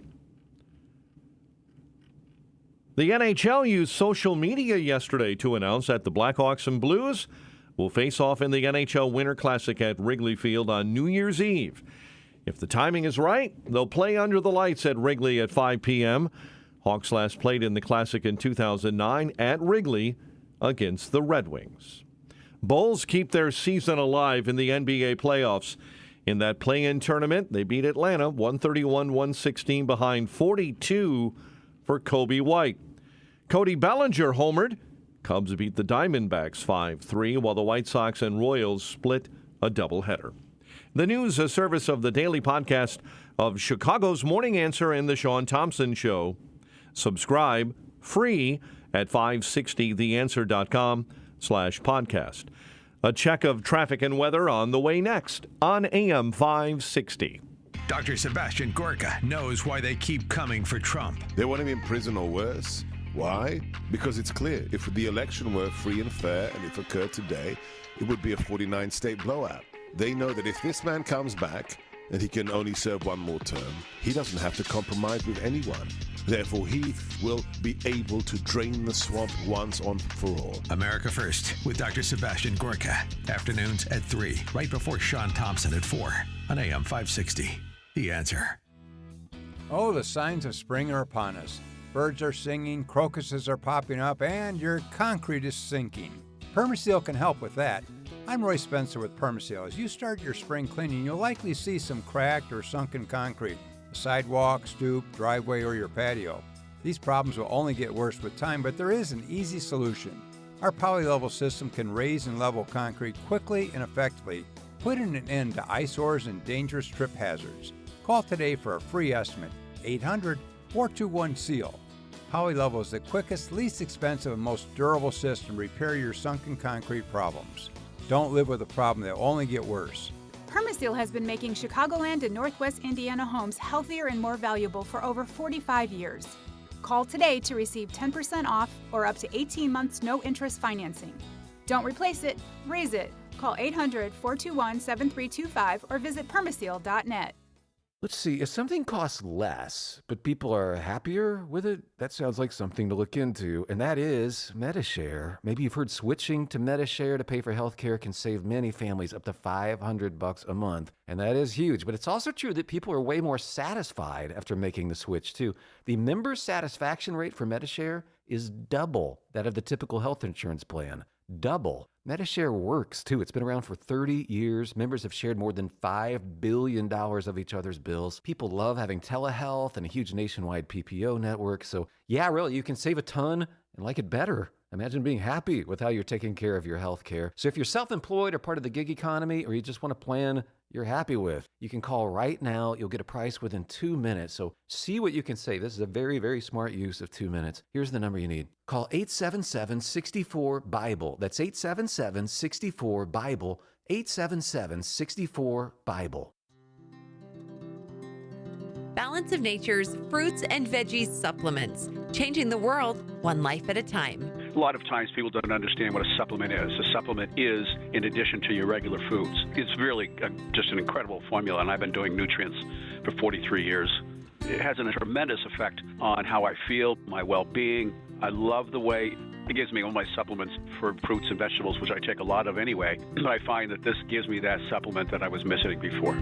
Start your journey with Balance of Nature supplements. Call 1-800-246-8751 or go to balanceofnature.com and sign up as a new preferred customer. And for a limited time, get 35% off your first order, plus $10 off any additional sets with free shipping and our money-back guarantee. Go to balanceofnature.com or call 1-800-246-8751 and get this special offer by using discount code CHICAGO. 7:08. Let's get an update on the roads. Team Hochberg Traffic Center time. Jane Addams, your exit ramp is blocked. It's a westbound off-ramp to Barrington Road. Much earlier accident with an ejection, so major injuries. And the toll plaza caught fire on the westbound off-ramp to Barrington Road. Due to an earlier accident, I-88 is jammed up eastbound between Route 53 all the way to the accident site at the Myers Road toll. On the expressways, Dan Ryan coming inbound right now at 30 minutes, 95th into the Burns Circle interchange, and delays on the Kennedy coming inbound between the Edens and Fullerton, and it's 75 minutes from O'Hare into the Burns Circle interchange. Chicago's Morning Answer continues next. AM 560 Weather Center forecast. In our Revive Your Lawn Weather Center, here is Steve Williams. Some sun to start things off, then turning cloudy with a couple of showers today, high at 60. Clouds this evening, rain turning out clear late tonight, low 41. Partly sunny, breezy day tomorrow, the high 58. Sun and clouds on Saturday, the high 50. I'm Steve Williams on AM 560, The Answer. A bit of sun, 48 right now. Next news, 7:30. Chicago's Morning Answer continues next on AM 560, The Answer. Now, from the Signature Bank Studios. This is Chicago's Morning Answer with Dan Proft and Amy Jacobson on AM 560. The Answer.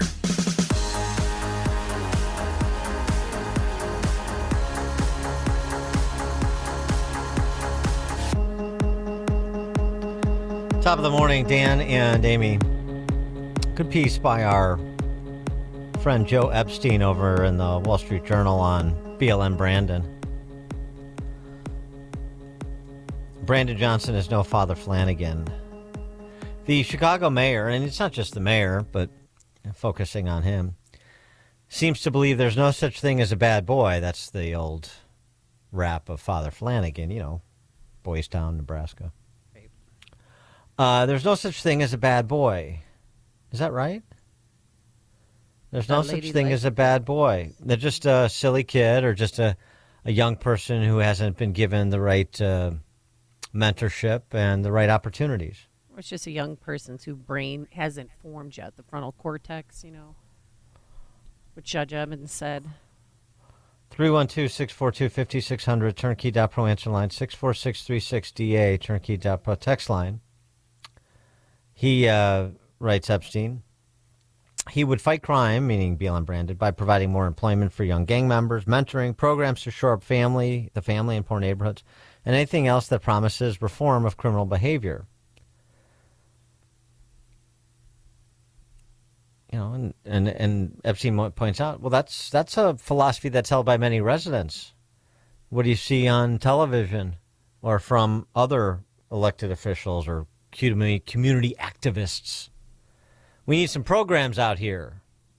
Midnight basketball. Summer jobs where they can make minimum wage.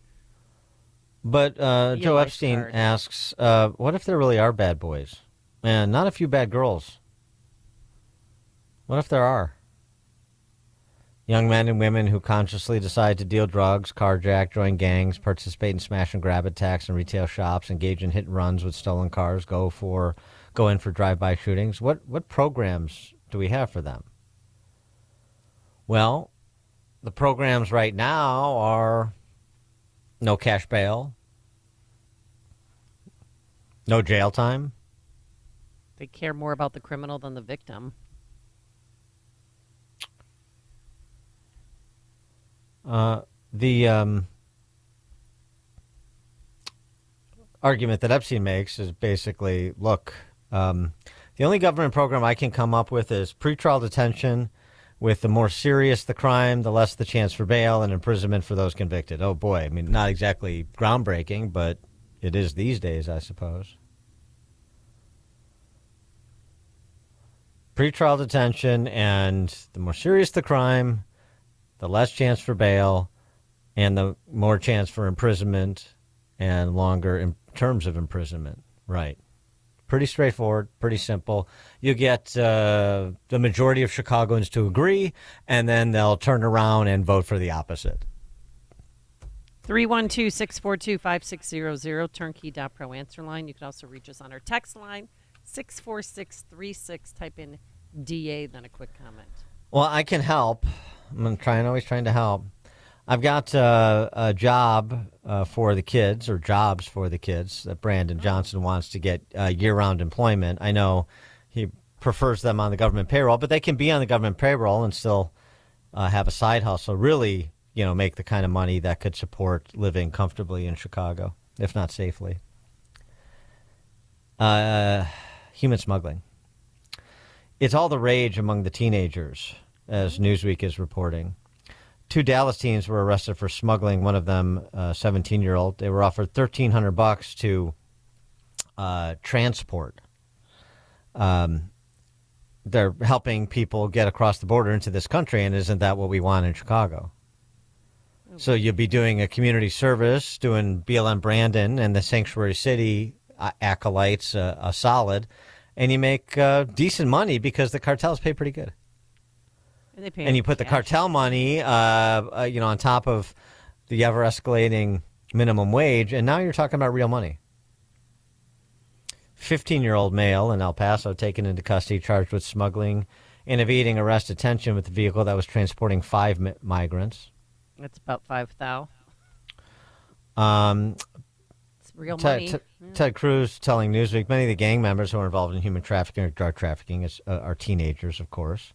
So, why don't we just decriminalize it, pay for it, and kill a few birds with one stone? Same thing going on in Arizona. There's this Newsweek piece talking about juveniles, smuggling juveniles, essentially, for cash.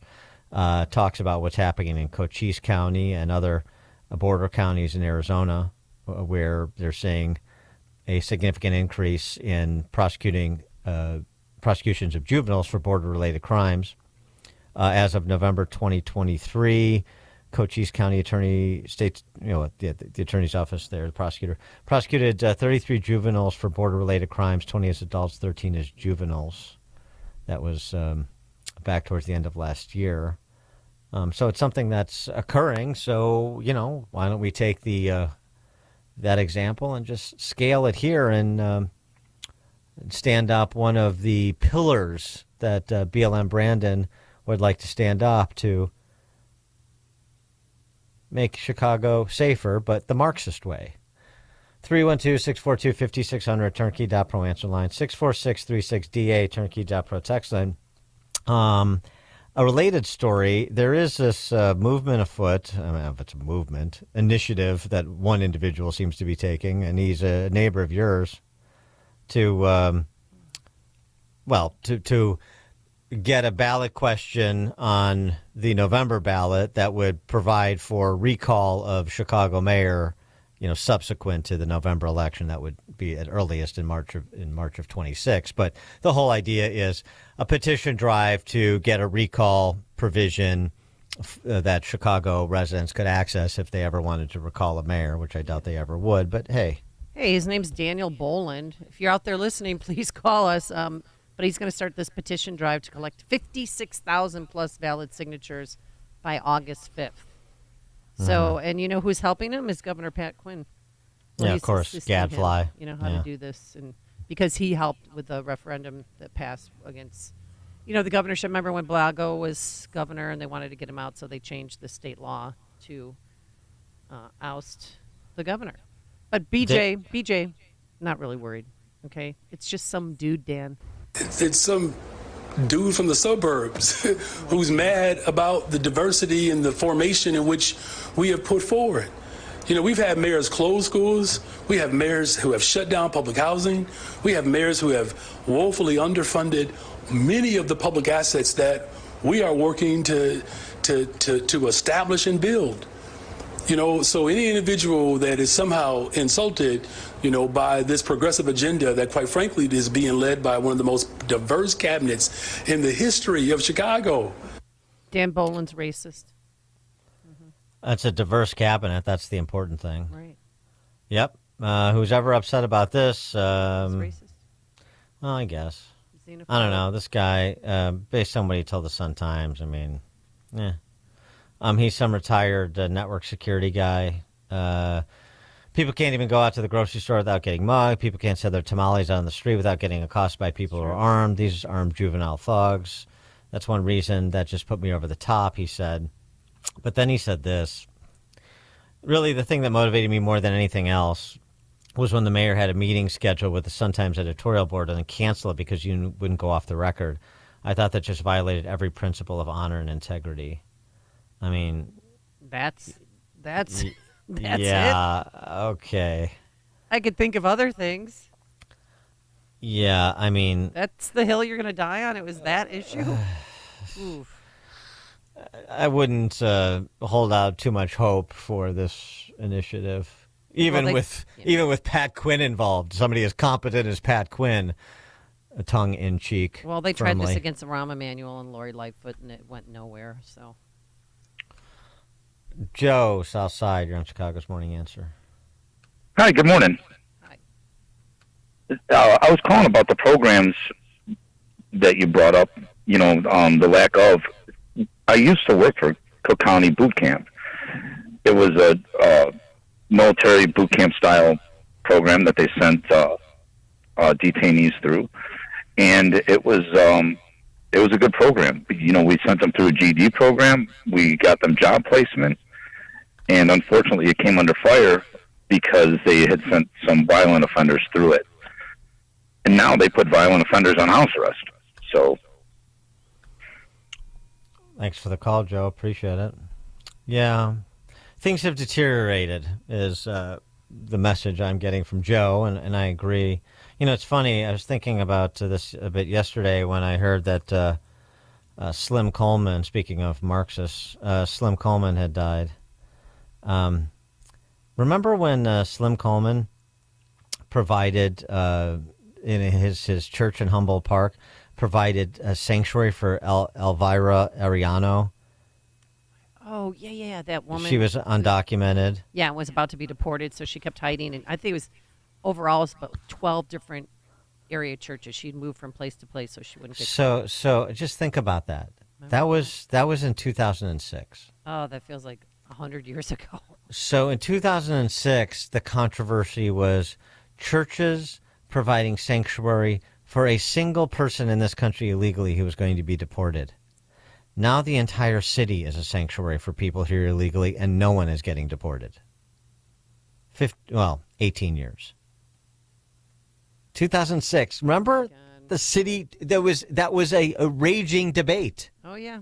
Oh, I remember I was a reporter, and I was going from place to place, like, well, if we do an interview, then she's got to go hide over here. And now here we are in 2024.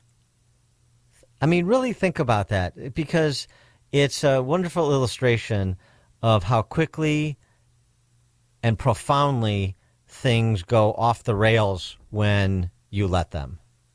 Oh, it's just this concession, and it's just that concession, and it's just a political designation, and it's not the fight to have now, and it's not the fight to have then.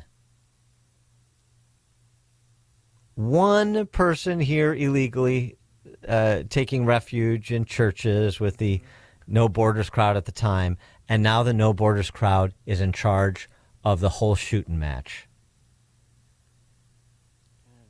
Thanks for pretty quick turn, isn't it? Yeah, I completely forgot about that. Jeff, Northwest Side. Hey, good morning. You know, there's no coming back from what this last establishment and Mayor Lightfoot have instituted. There's just no coming back when young criminals realize that there's no repercussion. They're just going to do what they want to do. I mean, it's so far, and you just use this term off the rails. It's I don't see it coming back. Thanks for the call, Jeff. Well, it's hard to say. I mean, it's hard to say how much further deterioration we'll see before there is even something that resembles a moment of hopefulness. I mean, a real one, not these phony ones that are just, well, I have great hope because I do, and because, we don't want to be forever pessimistic. I mean, something that occurs in terms of an election or some other exogenous event that says, okay, Chicago wants to try to salvage whatever's left. I don't see anything like that right now. But you never know. I mean, it's hard to predict these things. But certainly, if we're being honest with ourselves, which I know something is, we do not like to do that in Chicago. So I'm sorry for violating the protocol of just spewing beautiful lies if you have a microphone in front of you. Yeah, there's nothing like that now. There's nothing that suggests hopefulness for Chicago's short-term future. That's pretty clear. David Winnetka. Hey, guys. Good morning. I humbly and respectfully disagree with you wholeheartedly about the timeline. All this insanity, in my eyes, has just came washing down on us like a tidal wave in the last 4 years, like a category cyclone, whatever. And came out of nowhere, did it? Nobody could see it coming. Mm-hmm. Man, and we all just sat there. We all just sat there, not doing anything about it, and that's why we're here. And now, from me to everybody, it's our duty, our civic duty to our country, to who we are, to anything, to get out and start saying, no, this is so wrong. We're going to make it right, even if it takes us ourselves to make it right. It can't be done like this anymore. It's insane. Thank you so much. All right. Well, I mean, I don't disagree with that. I don't disagree with that disposition, that attitude, but I don't see overwhelming evidence that there's going to be a lot of people running into Panzer fire with you, David from Winnetka. That's the issue. You heard how afraid Brandon Johnson is of, the Mr. Smith goes to the fifth floor effort to get a recall provision on the ballot. Recall question on the ballot, recall provision into city code so that you could exercise it at some point. You can tell they're really afraid.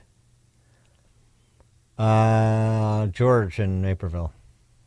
Dan, you get rid of one mayor, you save the whole world. Yeah, I wish it were that easy. Lee and Hammond. Hey, guys. You know, I don't think there are any bad kids. I think they're right about that. There are no bad kids.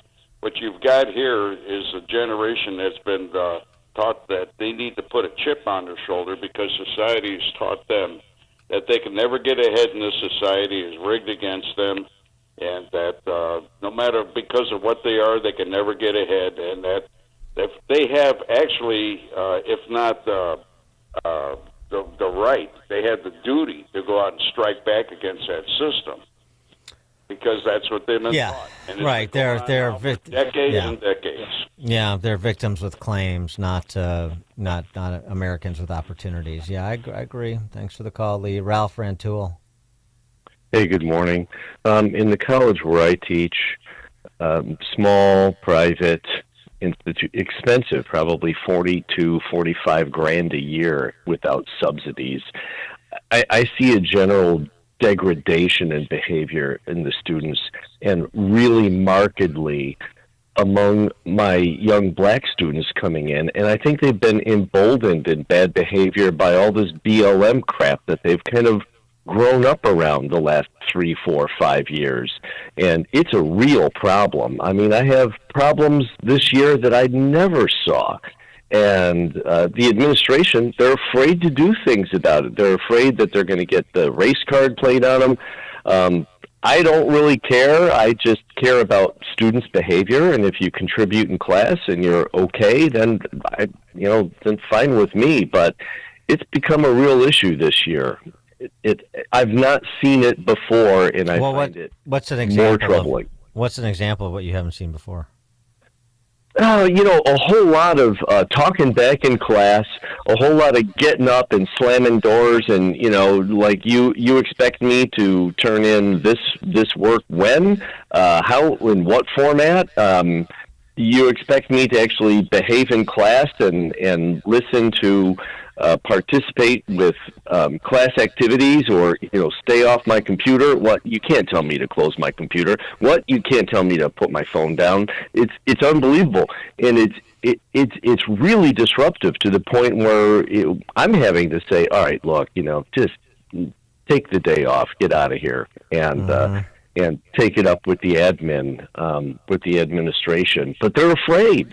When I bring things up to the admin, they're like, whoa, we got to be careful. What they're really afraid of, Dan, is low enrollment. That's what they're afraid of. They've got to keep the numbers up. Yeah, they got to keep the cash flow. Ralph, do you want me to send Rocco and Moose over to your classroom to help Michael with his computer? I manage it just fine. I'm more concerned about my cowardly administration backing me up. There you go. Thanks for the call, Ralph. Dan and Amy, Chicago's Morning Answer. The stories you need to know to start your day. This is Chicago's Morning Answer on AM 560. The Answer. This is a special alert to all Americans who own a vehicle with less than 200,000 miles with an auto warranty about to expire or with no warranty coverage at all. Due to a decline in the economy, CarShield is announcing a low-cost month-to-month vehicle protection plan that is now available to the public to save any driver out-of-pocket expenses on future auto repairs. Call now to find out how you can pay almost nothing for covered auto repairs. Yes, you heard that correctly. Pay almost nothing for covered auto repairs. An open phone line has been established for all drivers to call for a free quick quote. Call 800-353-2973 now. Drivers who are covered will not have to pay for covered repairs again. This protection plan is at an all-time low. Additionally, drivers who activate this vehicle protection today will also receive free roadside assistance, free towing, and car rental options at no additional cost. Call us for your free quick quote today. 800-353-2973. That's 800-353-2973. What do you have to lose? Call 800-353-2973. Again, 800-353-2973. Hi, it's Sean Thompson here. You know when you're at the mall and you go to those directory signs, the one that says you are here? Well, imagine that directory is a map of your preparation for retirement. Would you know where you are? My friend Tom Fortino at Alpha Wealth Group is offering you the opportunity to not only find yourself on that map, but also find the route toward a successful retirement. He calls it his retirement roadmap. You'll get an analysis of where you are right now, whether you're at risk if the market drops again, whether you're taking advantage of the latest tax changes, and much, much more. To get an idea where you stand on the road to retirement, call my friend Tom Fortino at the Alpha Wealth Group today at 630-934-1855. That's 630-934-1855. And ask for the retirement roadmap, or visit alphawealthgroup.com. And don't forget to listen to the Alpha Wealth Hour Saturday mornings right here on AM 560, The Answer at 9 a.m. Advisory services through Retirement Wealth Advisors, LLC, and SEC Registered Investment Advisor. Insurance and annuities offered through Alpha Wealth Group, licensed in Illinois. Life insurance. Why are you putting it off? Can't afford it? Too much hassle? Think you don't need it? There's lots of excuses for putting off life insurance. But if you weren't there, who would pay the mortgage and other bills? With Ethos, you could be covered in 10 minutes and boom, family protected. Ethos, fast and easy online term life insurance. Up to $2 million in coverage with no medical exam. Some policies as low as $1 a day. Answer a few health questions and get your free quote at getethos.com. That's getethos.com. AM 560, The Answer. All right, coming up on Chicago's Morning Answer. At 7:37, the idea that we could experience lockdowns again over climate, that's just hysteria funded by the fossil fuel industry, right? Well, a German politician has proposed indefinite driving bans on the weekends to meet Germany's climate goals. So I don't know if there's not some truth to that concern. We'll start there with Jim Pinkerton at 7:37. Now let's head into the newsroom. Here's Mike Scott. 7:32, 49 degrees. Donald Trump back in a courtroom this morning as a jury selection resumes in his New York trial. 7 jurors have been chosen so far. Things are slowly getting back to normal after a widespread 911 outage was reported in at least 4 states: Nevada, Nebraska, South Dakota, and Texas. The Justice Department will pay $100 million to victims of Larry Nassar. Nassar abused at least 70 more gymnasts after the FBI was first told. The Justice Department Inspector General, in a scathing report, found multiple failures and policy violations. The Wall Street Journal says the department agreed to make payment as compensation for the FBI's mishandling of that investigation into the former USA Gymnastics team doctor. The United Arab Emirates is struggling to recover from the heaviest recorded rainfall ever to hit the desert nation. Its main airport is still trying to restore normal operations. Floodwater covering major highways and roads. By the end of Tuesday, more than 5.5 inches of rainfall had soaked Dubai over 24 hours in a country that sees 3.3 inches of rain per year normally.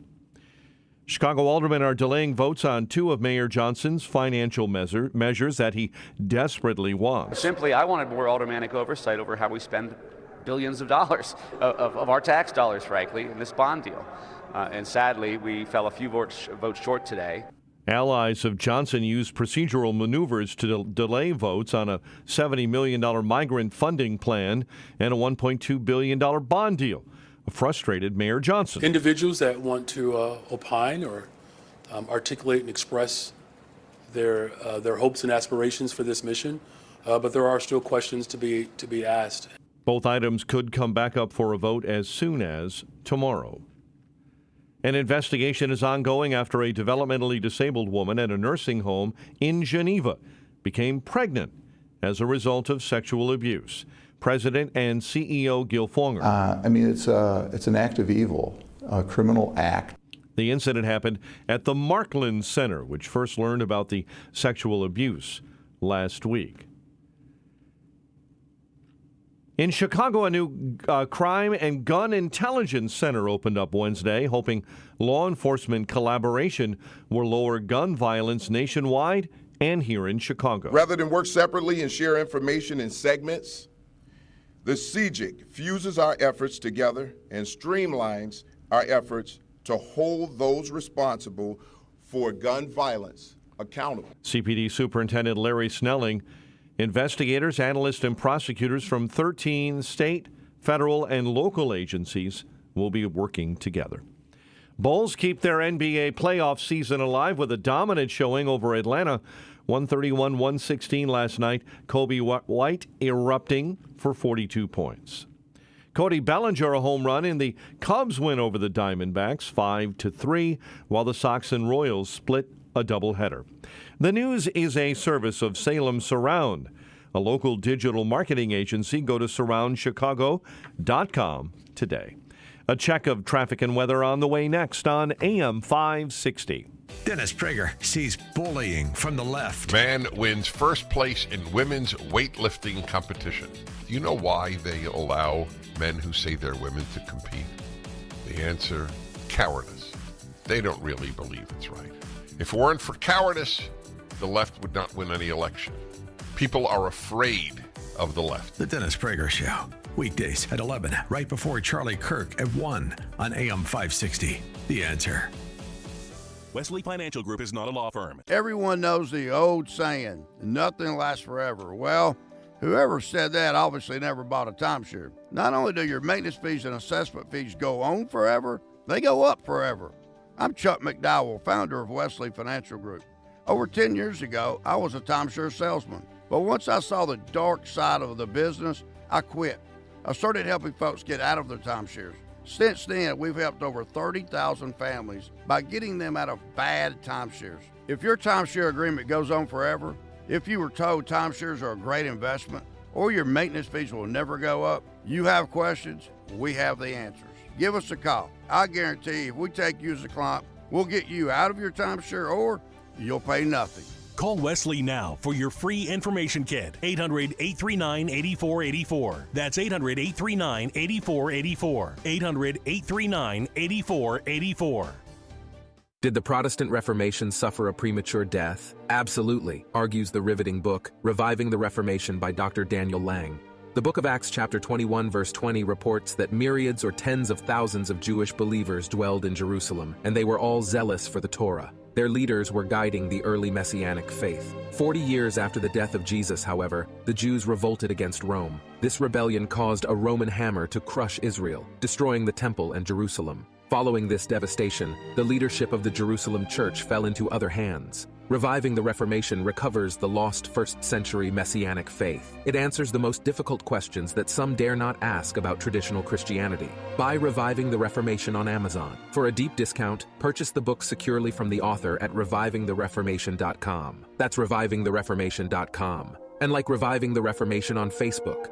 With biblical faith fading fast in Western culture, now is the time to restore the truth by reviving the Reformation. You know, today, $20 barely gets you a burger and fries, and maybe it'll get you a quarter tank of gas. But you know what it'll get you, though? For just $20 a month, you get unlimited talk and text and plenty of 5G data from my friends, my cell phone company, a veteran-owned company, Pure Talk. Now, you'll get the same quality of service that you get from the big carriers, AT&T, Verizon, and T-Mobile, but you get it for half the cost. Average family saving close to $1,000 a year, the same cell tower, same 5G network, no contracts, no activation fees. Now you can bring your phone or get great deals on the latest iPhones and Androids, but make the switch today and you'll save an additional 50% off your first month. Now choose a wireless company that shares your values, that supports our military, our vets, and who creates American jobs, and they refuse to advertise on fake news network. Just dial pound 250, say the keyword save now, make the switch today so you can actually afford a burger and fries. Pound 250, keyword save now from Pure Talk. Don't let a cold, sinus infection, or allergies ruin your day. Breathe easier, sleep better, and feel healthier with Navage. Visit Navage.com, Walmart, Walgreens, CVS, or a store near you. 740. Let's check the roads in the Team Hochberg Traffic Center. Eden's right now at 30 minutes. Lake Cook Road to the junction. The Kennedy stop-and-go traffic all the way in. Almost 90 minutes now. O'Hare into the Burns Circle interchange. The Ike solid between Manheim and Holman. 75 minutes in from 390 into the old post office. Traveling on the Stevenson outbound, your jam solid LaGrange Road out to County Line. And as you're working on the Jane Addams, you will still find that westbound off-ramp to Barrington Road, westbound Jane Addams, I-90, blocked after a much earlier accident. Chicago's Morning Answer with Dan and Amy continues next. Your official Chicagoland weather forecast in our Revive Your Lawn Weather Center. Sun, this morning, then turning cloudy with a couple of showers, high near 60. Currently 49. Your next news update is at 8. Chicago's Morning Answer continues next on AM 560, The Answer. Now, from the Signature Bank Studios, this is Chicago's Morning Answer with Dan Proft and Amy Jacobson. Only the biggest stories, only the biggest guests, and only the biggest opinions. This is AM 560, The Answer.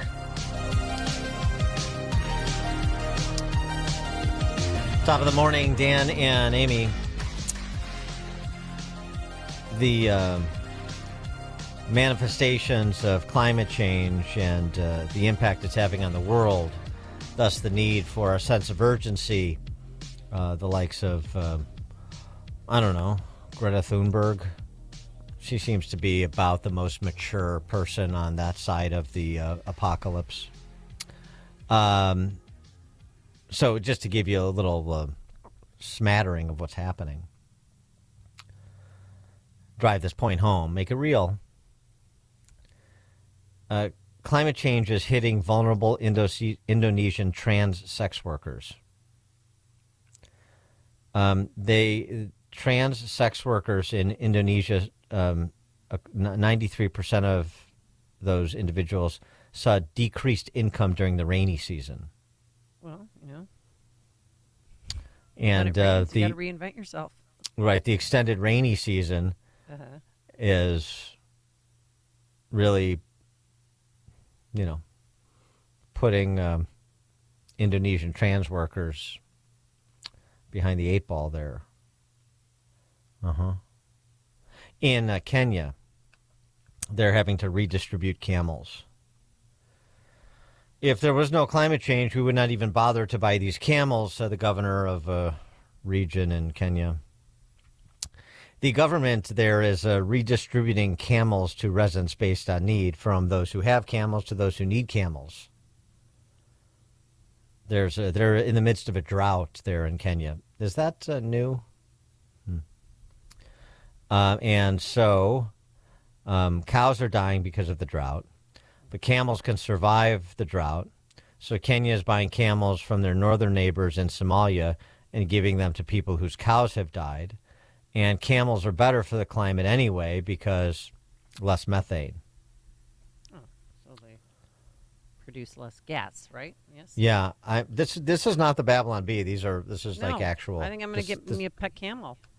Well, I mean, there's a lot to pour through here, and we need to provide these substantive examples of what's happening because we're on the clock. I know you thought we were like on a 2030 clock. No. Simon Style, the executive secretary of the United Nations Framework Convention on Climate Change, I'm sure you're familiar with it, said the next 2 years are essential in saving our planet. 2 years now. It was 2030. Now it's 2026. We still have a chance, he says, but basically it's a 2-year clock. And maybe if a little, more of our Western nations were a little bit more like Germany, things wouldn't be so bad. The politicians in Germany are trying to, the administrators in Germany, the bureaucrats, are trying to get the politicians to really put teeth into these symbolic pieces of legislation they passed. And so the transport minister in Germany is now threatening to ban weekend driving to meet the enforceable climate goals in their Climate Protection Act if the ruling coalition government doesn't pass the appropriate changes by the summer. Threatening to ban weekend driving in Germany. Well, it could happen here. It certainly could, at least in some states. Or they could just say, on the weekends, you're going to have to take public transportation. Metro, CTA, those are your only options. And if you don't have easy access to public transportation, then ride a bike. No, we'll get we'll drop ship $200 billion in funny money to your state so you can build higher speed rail over the next 20 years. Sure, no, this is all coming together nicely, I think. For more on this and a few other matters, we're pleased to be joined by our friend Jim Pinkerton, contributing editor at the American Conservative. He's got a new book The Secret of Directional Investing, Making Money Amidst the Red-Blue Rumble. We'll talk about that. That's available next month, but I'm sure you can pre-order it now at all the usual places. The Secret of Directional Investing. Jim Pinkerton, thanks for joining us. Appreciate it. Thanks for having me. You've written a lot on energy policy over the years, and not necessarily requires contemplating all of these dire pronouncements from the apocalyptic left. Give us your stop, look, and listen at where things are, particularly as we're reading a lot more recently about the problem that America's grid is potentially having or is going to have in the not-too-distant future, accommodating our country's energy needs. Well, obviously, because the world needs energy, energy consumption rises steadily, and as the Germans discovered, you can't run an industrial economy with windmills and solar. And so the Germans are kind of standing as sort of a bad example of what not to do, and I certainly admit it's possible. We'll end up imitating them, which would be, pretty calamitous. But so I mindful of this, you can see the difference between states and countries that are succeeding with energy policy because they're drilling and going to nuclear, and those that are failing with windmills and so on. That helped me to think through the name of the book on directional investing that you were nice enough to mention. As in, folks, there are trends here to be watched, observed, and profited from. And so you cite some examples that I didn't think to put in the book, like the Indonesian sex workers and the Kenyan sex camels. Workers. But those are trends. But if you were an investor in camels, you could say, well, gosh, there's a bull market now in camels. And I'm not just trying to be funny. You can point to larger trends. And for example, I was just reading about real estate in Chicago and how an office building at 216 West Jackson Boulevard in the Loop sold for $2.6 million. That was a decline from $22 million just 11 years ago, a 90% cut. And that is a clear trend. It's obviously a negative, bearish trend on Chicago. And so then one can contemplate as a trend watcher, what are the prospects for Chicago real estate going forward? How is the Democratic convention going to go? What are Mayor Johnson's reelection prospects? And that'll tell you a lot about the future direction of Chicago real estate. And that's an investment play. And again, we can talk about it from a political point of view, but we can also say there's money to be made here, including not just watching a stock or a real estate asset or a value go up, but also if it goes down. You can short all these assets, including real estate investment trusts, and make money that way. So the main point is just to watch the trends closely and draw conclusions about where investments are headed. Well, and it's not only Chicago. I mean, did you see that skyscraper in St. Louis that sold for $205 million? It just sold for $3.5 million a few years later. Well, I mean, again, there's a trend there. Not only is it the trouble with crime and downtowns and so on, but also just the work from home trend, which makes for, if you see people working from home, then that's a good bet. Just as an investor, you could say, well, that's good news for bicycles and good news for the local Starbucks, good news for, Wi-Fi providers and, VPN makers and so on. So, again, a lot of is a homage to Peter Lynch, who, baby boomers will remember, was a big investor in the 80s and 90s and wrote a series of books with titles like, One Up on Wall Street. And he just made the emphasis on observe what people are doing, and if it seems like that's something they like to do, it's probably a good investment. So, I mean, what is that? So what are trends that you see that may be below the fold? The obvious ones are the Magnificent Seven, social media and tech stocks, and the commercial, the coming crash in commercial real estate. Has been long predicted. I mean, are there other trends? What about industrial policy? The rent seekers. So one trend is we're just printing and spending all kinds of money on solar and and wind and other green energy projects. So, but you would say it would take a long position on those, but if they don't really have the prospect of bearing much return other than government propping them up, then maybe not so much. Well, that's exactly the calculation to make. I mean, Mark Mills at the Manhattan Institute calculated recently that we spent more money on green energy adjusted for inflation than we did in World War II. And so there's a reason why Al Gore is so fat and happy, because all the government has allocated $5 trillion to help his investments and so on. So of course he's rich. And so if you can calculate, again, this is thinking about this in terms of just investment portfolio. If you think the green energy subsidies will continue forever, then they're probably a good investment. You may not approve of that politically, but investment-wise, the trend is your friend. Now, it's also possible that there's been a sort of a crack up on green energy. Tesla stock is way down. The popularity of electric vehicles is way down. It's also possible that these huge subsidies to green energy will stop. In which case, you need to get out of those investments. And another trend along the same lines is just the split between red-blue. And anybody who invested in Disney is sad because the stock is down 40% in the last 3 years. You can make the same point about AB and Bud Light and Planet Fitness and other companies. And so you can see that. And also, I would say BlackRock. BlackRock has taken a huge hit on wokeness and DEI, and so I would say not only is BlackRock probably a stock or an asset to stay away from, but inevitably, if BlackRock becomes Blue Rock as just kind of a democratic operation, there will be a Red Rock. You've already seen, Ken Griffin left Chicago to go to Florida. You can see a new kind of Wall Street emerging in Florida or perhaps Texas, states with zero income tax.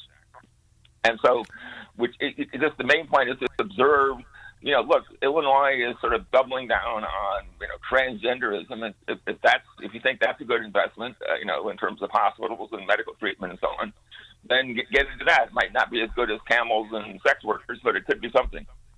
What about making a bet on somebody who's engaged in a turnaround attempt like Milei in Argentina? Well, that's a good example. I mean, he's an amazing, interesting figure, and if you read the news and follow it, you can invest in the real and a million other ways to invest in Argentina.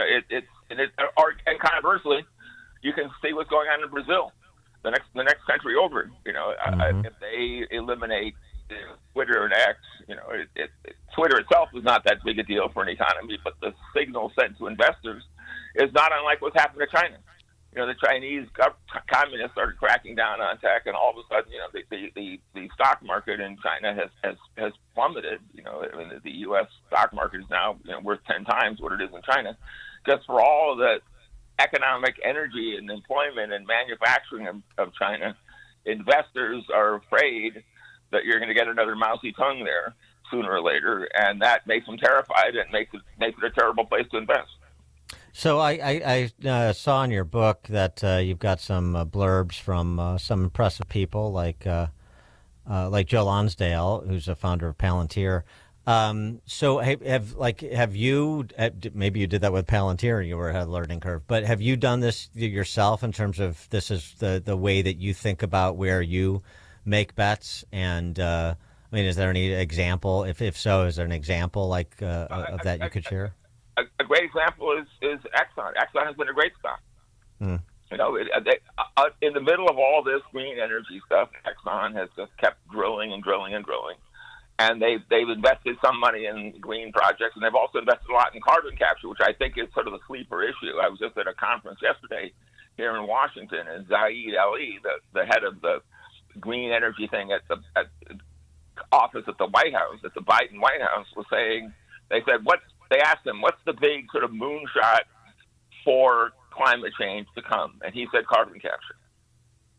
And so, there's a lot of companies, including Lanza Tech in Skokie, that is very involved in using microbes to capture carbon. Again, we can have an argument about whether climate change is real and so on and so on, but if governments around the world, from Illinois to the United States to the United Nations are spending trillions on climate change, then some smart person is going to say, listen, it's a lot easier to, if you're worried about CO2 in the atmosphere, just take it out.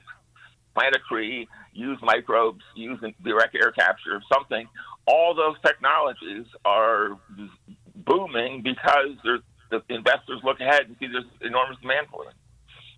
He is Jim Pinkerton, contributing editor at the American Conservative. His new book, The Secret of Directional Investing, Making Money Amidst the Red-Blue Rumble.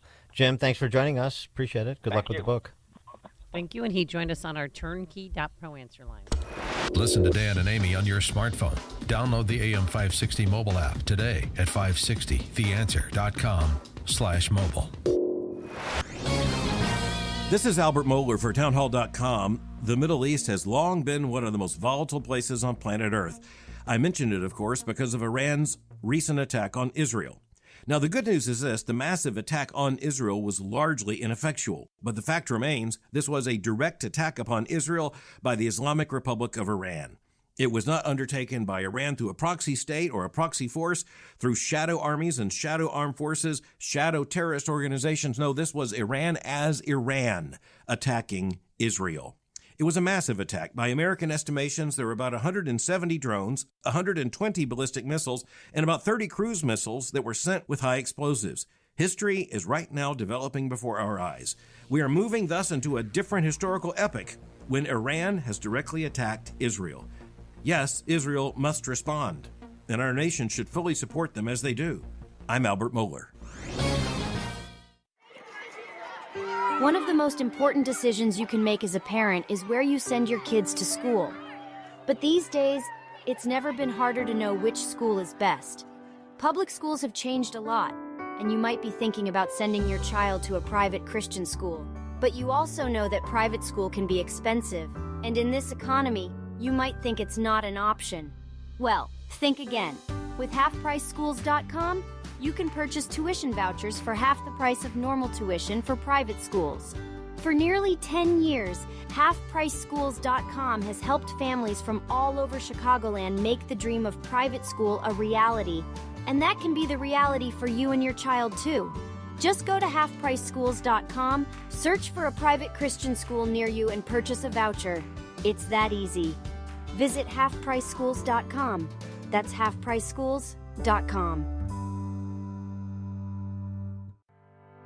Hello, I'm Donna Jeske. And I'm Paul Jeske.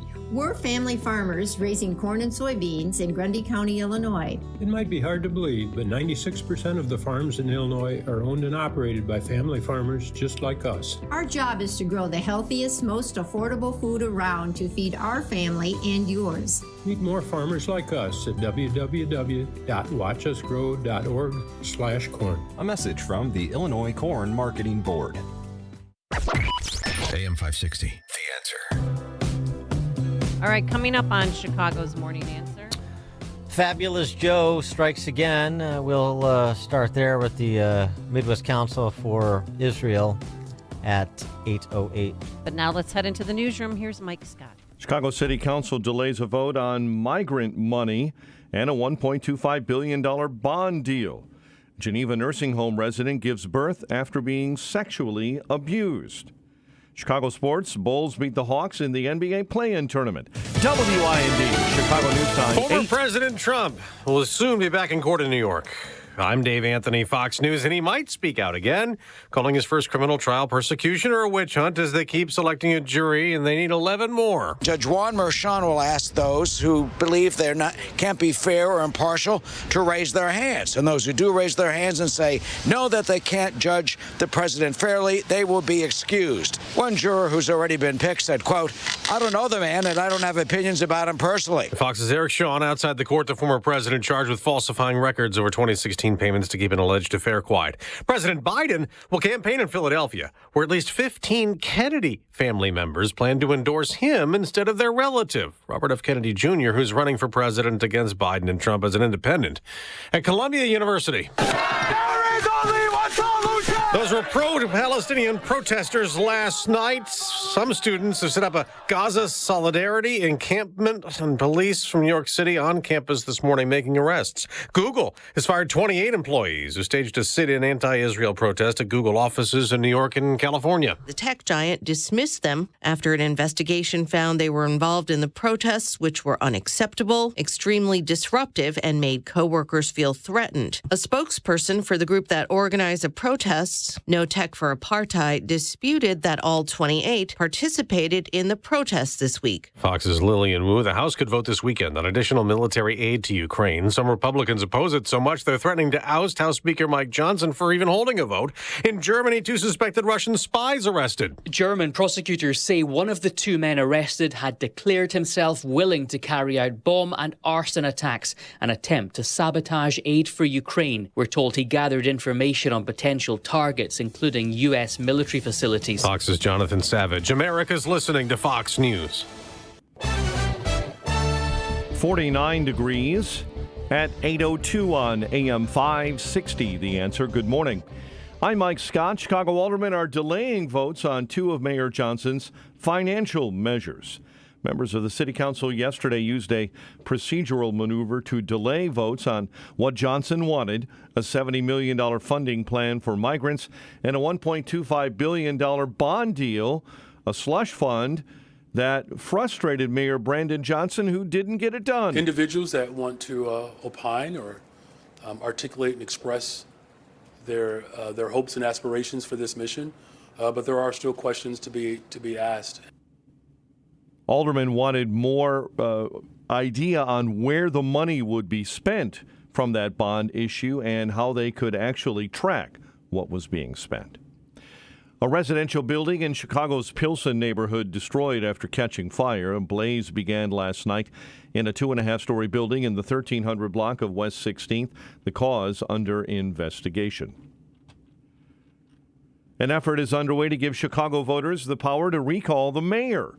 Daniel Bolin has formed a political action committee to try and raise money and possibly begin the process of placing a binding referendum on the November 5th ballot, asking city voters whether they want the power to recall the mayor.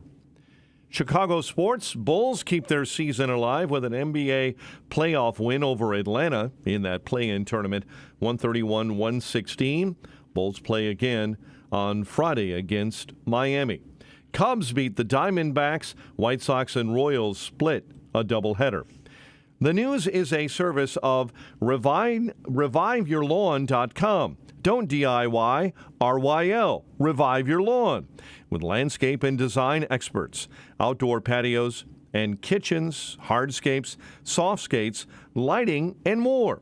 Get an instant online estimate today at reviveyourlawn.com. 8:04. Time for the AM 560 Business Beat, a service of Signature Bank. Visit signaturebank.bank for all your commercial banking needs. Now, the latest from the Fox Business Network. I'm Liz Clayman, and this is the Fox Business Report. More signs that the commercial real estate market is under pressure. Foreclosures jumped 117% in March compared to the same time last year. They were up 6% from the previous month, according to a new report published by real estate data provider Adam. This is interest rates increase and remote work continue for some. Shares of D.R. Horton, though, are rallying in the pre-market as the home builder reported fiscal second quarter profit and revenue that rose well above expectations. It also raised its full-year outlook as the continued lack of housing supply helped boost sales. The company's chairman saying although inflation and mortgage interest rates remain elevated, our net sales orders increased 46% from the first quarter and 14% from the prior year quarter. That's your Fox Business Report. I'm Lillian Wu, invested in you. 8:05, a check of traffic and weather on the way next on AM 560. Charlie Kirk sees the cards. Nicole Shanahan is soon going to be a household name. And RFK might as well have just selected Rachel Maddow. RFK is showing you the type of ticket he wants to present to the country. Radical, fringe, anti-police, anti-rule of law. That's actually very good news for those of us that want to see Donald Trump win in November. The Charlie Kirk Show. Afternoons at 1, right before Sebastian Gorka at 3 on AM 560. The Answer. Support our police and hire the police to personally protect you. You've watched the news. Rising crime has been affecting our everyday lives in Illinois more and more these days. Blue Star Security can protect you, your business, or your place of worship. Blue Star Security is the only security company in Chicago with over 900 off-duty police officers, all W-2 employees. I'm Anthony Varchetto, president of Blue Star Security and a 20-year law enforcement veteran. The Blue Star team is made up of over 900 state-certified active and retired law enforcement professionals. We serve businesses and private organizations with supply chain and special event security, and also protect our loved ones at places of worship and schools all across the Chicagoland area. Blue Star Security's technology allows mobilization of off-duty officers quickly and efficiently. Our primary mission is to provide unparalleled protective services for each assignment with integrity, while maintaining our commitment to community service in the Chicagoland area. Visit online to schedule a free security consultation at BlueStarSecurityLLC.com. That's BlueStarSecurityLLC.com. Are you over 30 and putting off life insurance? It's time to get a quick quote from Ethos. A better, easier way to get term life insurance. All online with no medical exam. Answer a few health questions and you could be approved for up to $2 million. Isn't it worth 10 minutes to help protect your family's financial security? Ethos. Up to $2 million in coverage with no medical exam. Some policies as low as $1 a day. Answer a few health questions and get your free quote at checkethos.com. That's checkethos.com. Hi, Rhett Rasmussen of BestHotGrill.com. Step up your grilling game with our Solaire portable infrared grills. Our compact everywhere is a favorite of RVers and trailer pullers. Solaire infrared provides the quick sear for bar marks and texture needed to properly finish sous vide. Use a portable alongside your larger conventional grill to create an instant sear zone and more juicy and flavorful food. Learn more at BestHotGrill.com. Affordable, powerful, portable infrared grills at BestHotGrill.com. Let's see, something costs less, but people are happier with it, that sounds like something to look into, and that is MediShare. Maybe you've heard switching to MediShare to pay for healthcare can save many families up to $500 a month, and that is huge. But it's also true that people are way more satisfied after making the switch, too. The member satisfaction rate for MediShare is double that of the typical health insurance plan.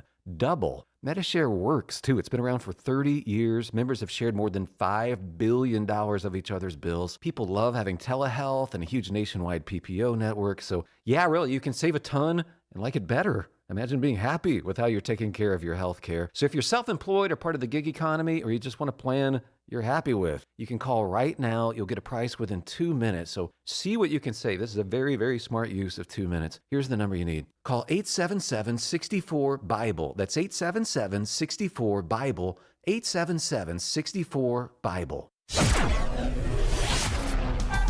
It's 8:08. Let's get an update on the roads. Team Hochberg Traffic Center time. We'll start in Gurnee, where Milwaukee Avenue southbound is shut down right at Gages Lake Road due to a bad accident. Another accident, I-65. In northwest Indiana, 2 right lanes are shut down on I-65 southbound at 153rd. I-80 disabled vehicle, right lane. That was a semi-fire. Fire is out. They're waiting for a tow, but it is jamming up westbound I-80 between Chicago and the Des Plaines River Bridge. Chicago's Morning Answer with Dan and Amy continues next.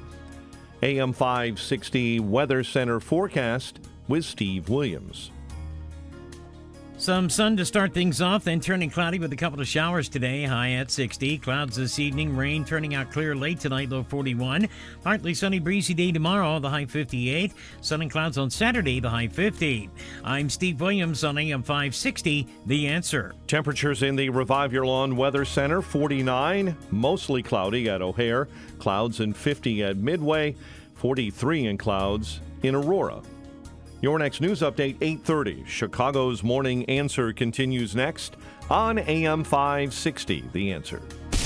Now, from the Signature Bank Studios, this is Chicago's Morning Answer with Dan Proft and Amy Jacobson. This is Chicago's Morning Answer with Dan Proft and Amy Jacobson on AM 560, The Answer.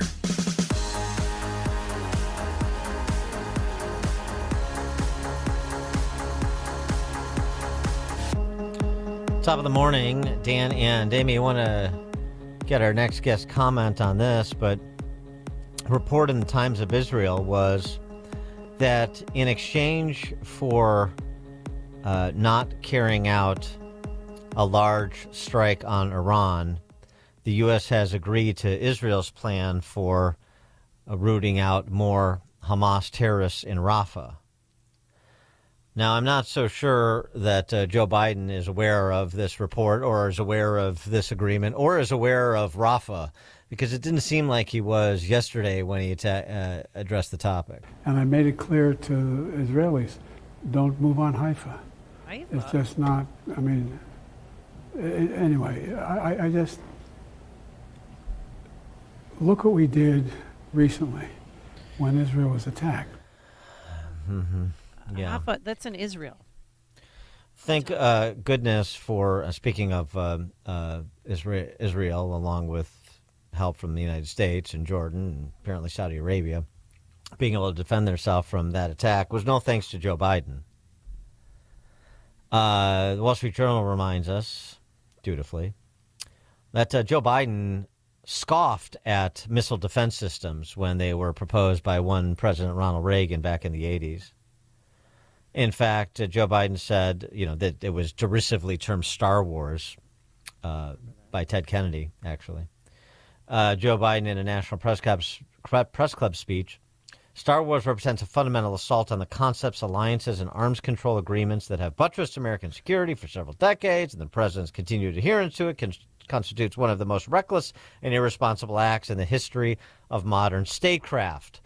They typically measure Joe Biden, who is just engaged in the same sort of hyperbole he's engaged in now, although less cognizant of it, not knowing anything about the underlying issue, anything about what's being said, because he is a cipher for the company. And the company is the Democrat Party. And wherever the Democrat Party is where Joe Biden is, where you will find Joe Biden. Wherever the center of gravity is, that's where you'll find him. He is a company man who recites what the company provides him to recite. Nothing more than that. As the Journal editorial board observed, the hero of last weekend was Israel's missile defense systems. The world watched in real time Saturday night as Reagan's commitment to shooting down missiles protected Israel's population from the more than 300 drones and ballistic and cruise missiles fired by Iran and its proxies at cities across Israel. And also Israel's foresight in recognizing missile defense systems sounds like a good idea, given the antagonism of some of our neighbors and the terrorist groups they sponsor. By the way, just as a quick aside, in addition to Joe the Clueless representing being present and accounted for yesterday, so was Joe the Fabulist. I mean, this is really a tortured way to try to strike at Trump with an old accusation, by the way. But old Joe had another World War II story about his family. Back when D-Day occurred, and on Sunday, the next day, my mother's 4 brothers all went down to the recruiting station and joined the military. Every one of them volunteered. And my uncle, they called him Ambrose, they called him Bosie. My Uncle Bosie was a hell of an athlete, they tell me, when he was a kid. And he became an Army Air Corps before the Air Force came along. He flew those single-engine planes as reconnaissance over war zones. He got shot down in New Guinea, and they never found the body because there were a lot of cannibals for real in that part of New Guinea. And then my son volunteered to go to Iraq for a year, and he came back with stage 4 glioblastoma. And they gave, like many of you, risked your lives, and people who gave their lives to the country. They're heroes. But one of the things that as I was doing that today, I was reminded of what my opponent said in Paris not too long ago. They asked him to go visit American grave sites. He said no, he wouldn't do it because they were all suckers and losers. I'm not making that up. Staff who was listening acknowledged it today. Suckers and losers.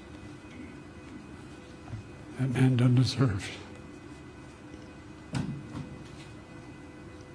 to have been the commander-in-chief for my son. Yeah. What that a was stretch. that was a long way, a long walk off that short pier. Anyway, well, later, by the way, he said it was his grandpa, and not like he doesn't even know who Bosie is, Uncle Bosie, and then it was Grandpa Bosie. He told the story so many times he can't keep his lies straight. Yeah, I think Corn Pop was on that flight too, if I'm not mistaken. Right.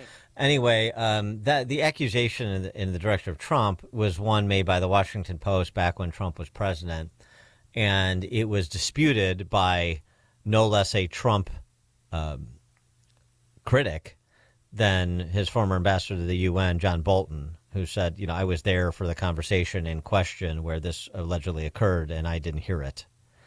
But anyway, we're, bringing all things back and inventing new and exciting stories because this is what Joe Biden is left to do, is able to do. By the way, just on the story, this has nothing to denigrate the service of Uncle Bosie, but I mean the whole story is the way they told the story, and he may have done single-engine reconnaissance planes, but it wasn't on that day. He was a passenger in a twin-engine plane that went down in the water, and both he and another serviceman were lost at sea.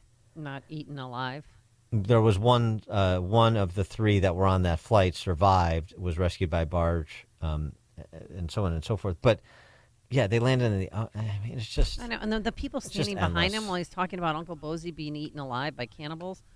I mean, they're like, wait, what's going? They look shocked. Like, what is he talking about? Well, this is supposed to be a meeting about the economy. Yeah, no, What? but I know, Grandpa's getting eaten alive in the jungle. As much of a gaffe machine and a wanderer as he is on the stump. We know from Ali Mayorkas and so many other Biden sycophants. Oh, but in private meetings, he is exacting. He is this. He is that. Fire, sure. Well, in one of those private meetings, somebody explained to him the difference between Haifa and Rafah. Anyway, we're pleased to be joined by Yinam Cohen, who is the Consul General of Israel to the Midwest. Consul General Cohen, thanks for joining us again. Appreciate it. Thank you for having me. So what about that report that the U.S., in the Times of Israel that I mentioned at the outset, the U.S. agreed to essentially sign on to an incursion into Rafah against Hamas in exchange for, more or less, to use Biden's parlance, reportedly, taking the win with respect to Iran? Course, engage in very intimate and strategic conversations with all our allies. The United States is the most important one, but also with our regional allies in the Middle East, because we want to find the right way to deal with the two most important dangers in our region right now. And there is Iran, the well said, launched more than 300 projectiles on Saturday night towards Israel, ballistic missiles, cruise missiles, and drones. Iran that has also nuclear capabilities and aspires to be a nuclear country. On the other hand, we have an Iranian proxy, Hamas, a terrorist organization in the Gaza Strip, who's still holding more than 130 Israeli hostages and is engaged in terrorist organizations against our country. The organization that's perpetrated the October 7th massacre, more than 1,200 Israelis. To deal with these two major challenges, threats, national security, and we do it with, in partnership and with consultations with our partners, even though, at the end of the day, it is our ultimate responsibility and obligation to take the decisions about what's the best way to defend our citizens. I mean, I understand what your limitations are, but I mean, what can you tell us about the posture towards continuing to prosecute the campaign against Hamas, particularly since they have rejected any sort of ceasefire that would involve any immediate release of any hostages that are alive still, and also towards Iran, and whether or not now, I mean, despite Iran's reported taunting, if now isn't a good time to refocus on finishing the mission against Hamas. What additional color can you provide in terms of our better understanding that? So in terms of Hamas, definitely the major challenge that remained in the Gaza Strip is the city of Rafah, where 4 Hamas battalions are still concentrated with significant military terrorist power. I've been engaged in discussions with the Americans, with the Europeans, and with our Arab neighbors about operation in Rafah, and I would say the following: what we're discussing is basically how and not the if, when and not the if, because it is very clear that we need to operate there. We need to really eliminate the terrorist infrastructure of Hamas in the Gaza Strip, and Rafah is still a major challenge. And we also have to eliminate all the tunnels that cross the border between Rafah and Egypt, because these tunnels are used to smuggle weapons, ammunition, and the activists. So this is something that we have to take care of, and I believe that will happen. When, I cannot share any further details because I don't have them, but I do know that it should happen. It will happen. Iran is a major. Sorry. No, go ahead on Iran. Iran is a major challenge, and I want to say one thing. Iran has been perceived as a threat to Israel. Then, because it is also because of its activities against some of the Arab neighbors in our region, everybody understands that Iran is a major threat not only to Israel but to the year. They became the most partners of the Russians' aggressions against the Ukraine. What I'm trying to say is that Iran really became a global problem. That a global problem should be addressed globally. Only Israel's mission, of course, we will do whatever necessary. That all our partners, all our allies, that it's not only about the military reaction. One of the major things to contain Iran and to send a very strong message is, for example, by sanctions. Equivalent sanctions to send a very strong message to the Ayatollahs in Tehran that their activity against Israel in the region and against American interests be tolerated.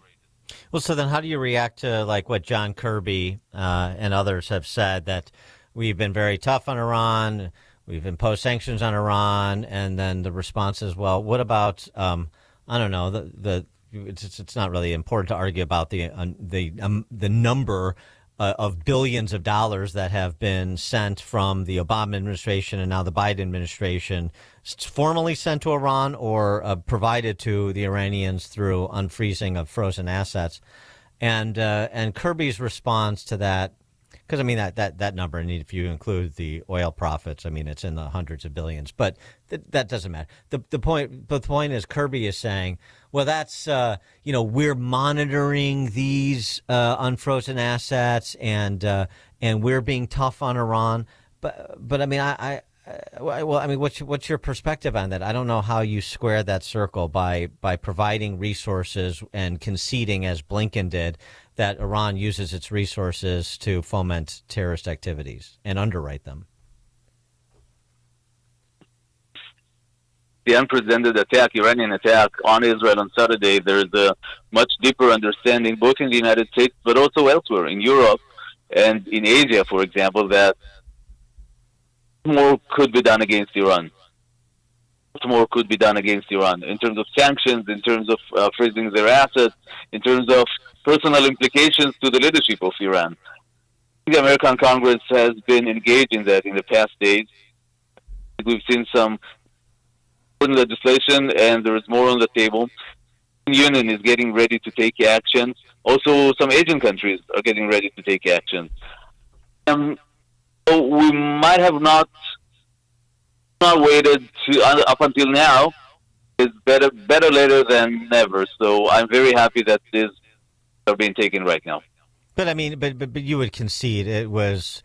It's got to be Israel's position. I know it was. I know it was Bibi's, that the provision of all of those monies that I referenced to Iran in terms of direct cash as well as unfreezing of assets, trading money for hostages, that was a policy that encouraged Iran to be more aggressive. That was not a policy that that brought Iran into the fold of peace in the Middle East in any way.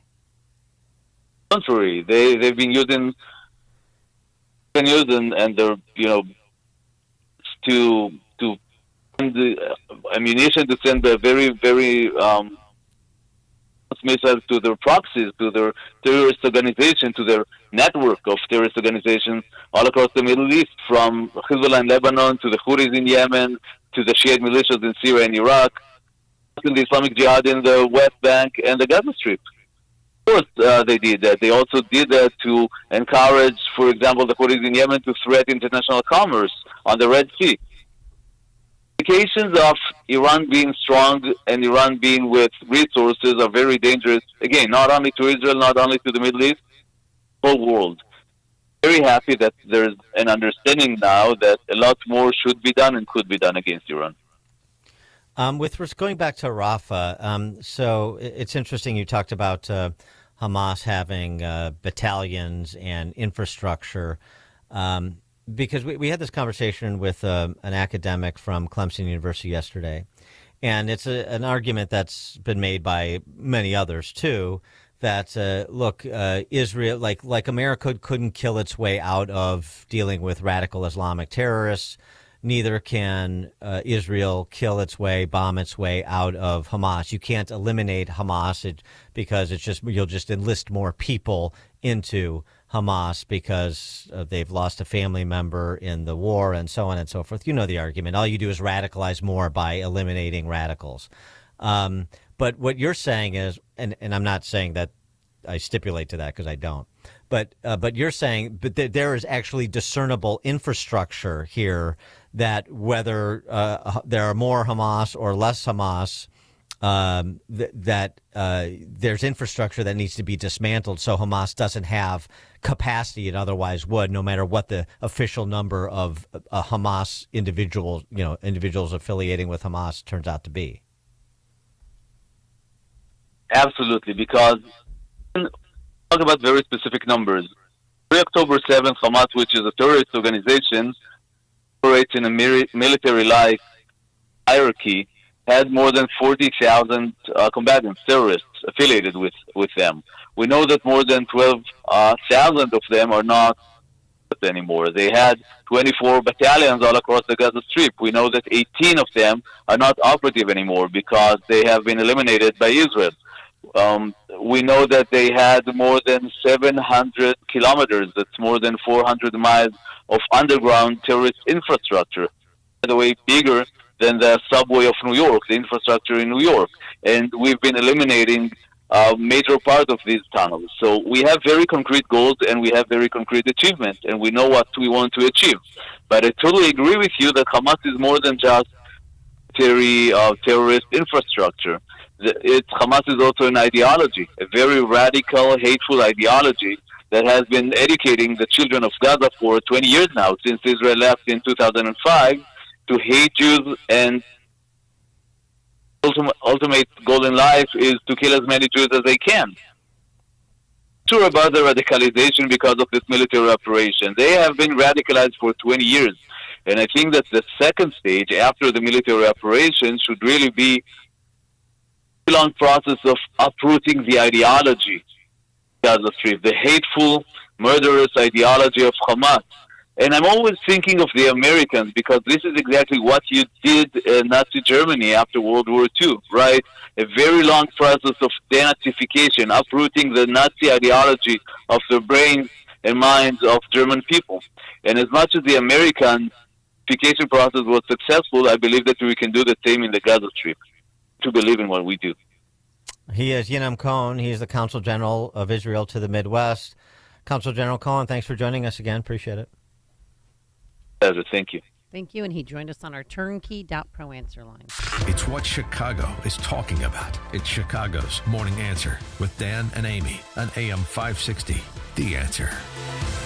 Hi, this is Randy Donnelly from Donnelly Auctions in Union, Illinois, with my current want list for upcoming auctions. Guns and military items are always at the top of my list, but I have buyers for vintage automobiles and motorcycles, old gas pumps and automotive signs. Do you have pinball machines and coin-operated games like slot machines, jukeboxes? How about Coke machines and soda machines? Also, neon signs, antique phonographs and music boxes, old toys, especially science fiction and Star Wars. Cowboy and Native American collections like barbershop, ice cream parlor, and saloon items. We'll take one item or an entire collection. We sell it all. Call me before you sell your items outright because you could be leaving a fortune on the table. And you won't know until you call me at 815-923-7000 or send me an email at DonnellyAuctions.com. My job is to get you top dollar for your collections, so call me at 815-923-7000. I'm Randy Donnelly, and I'll see you at the auction.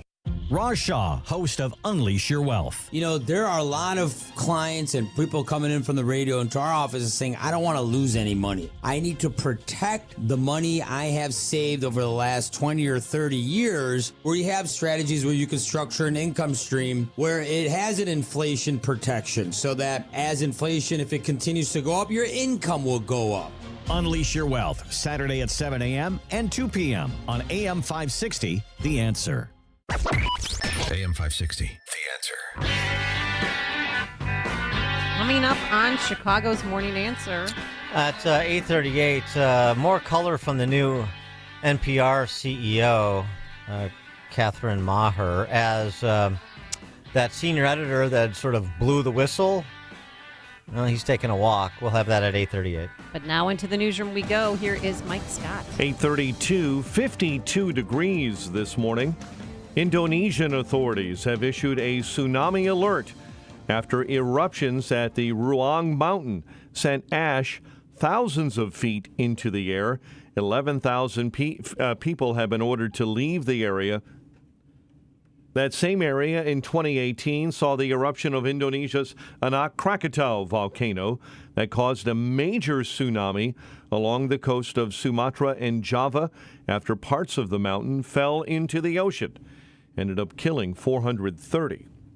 Former President Trump will be back in a New York City courtroom this morning. The former president has arrived here at court. He did not speak to reporters on his way in, but as is his wont, he is making his feelings known on social media. He has reposted comments critical of the trial, despite being under that gag order from District Attorney Alvin Bragg. Bragg has already said that he wants the former president cited for contempt of court for 3 previous social media posts in which he attacked witnesses Stormy Daniels and Michael Cohen. We'll see if the new posts fall under the gag order at some point.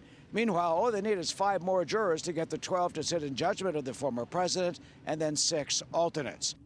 The former president is charged with 34 counts of falsifying business records. The White House praising the U.S. Senate for dismissing 2 articles of impeachment against Homeland Security Secretary Alejandro Mayorkas. The FBI concerned about threats to Jewish communities in the U.S. as Passover approaches. FBI Director Christopher Wray said Wednesday that the FBI is looking for lone actors who might target high-profile events. More than 24 Google employees have reportedly been fired following sit-in protests over a project involving the company and the Israeli government.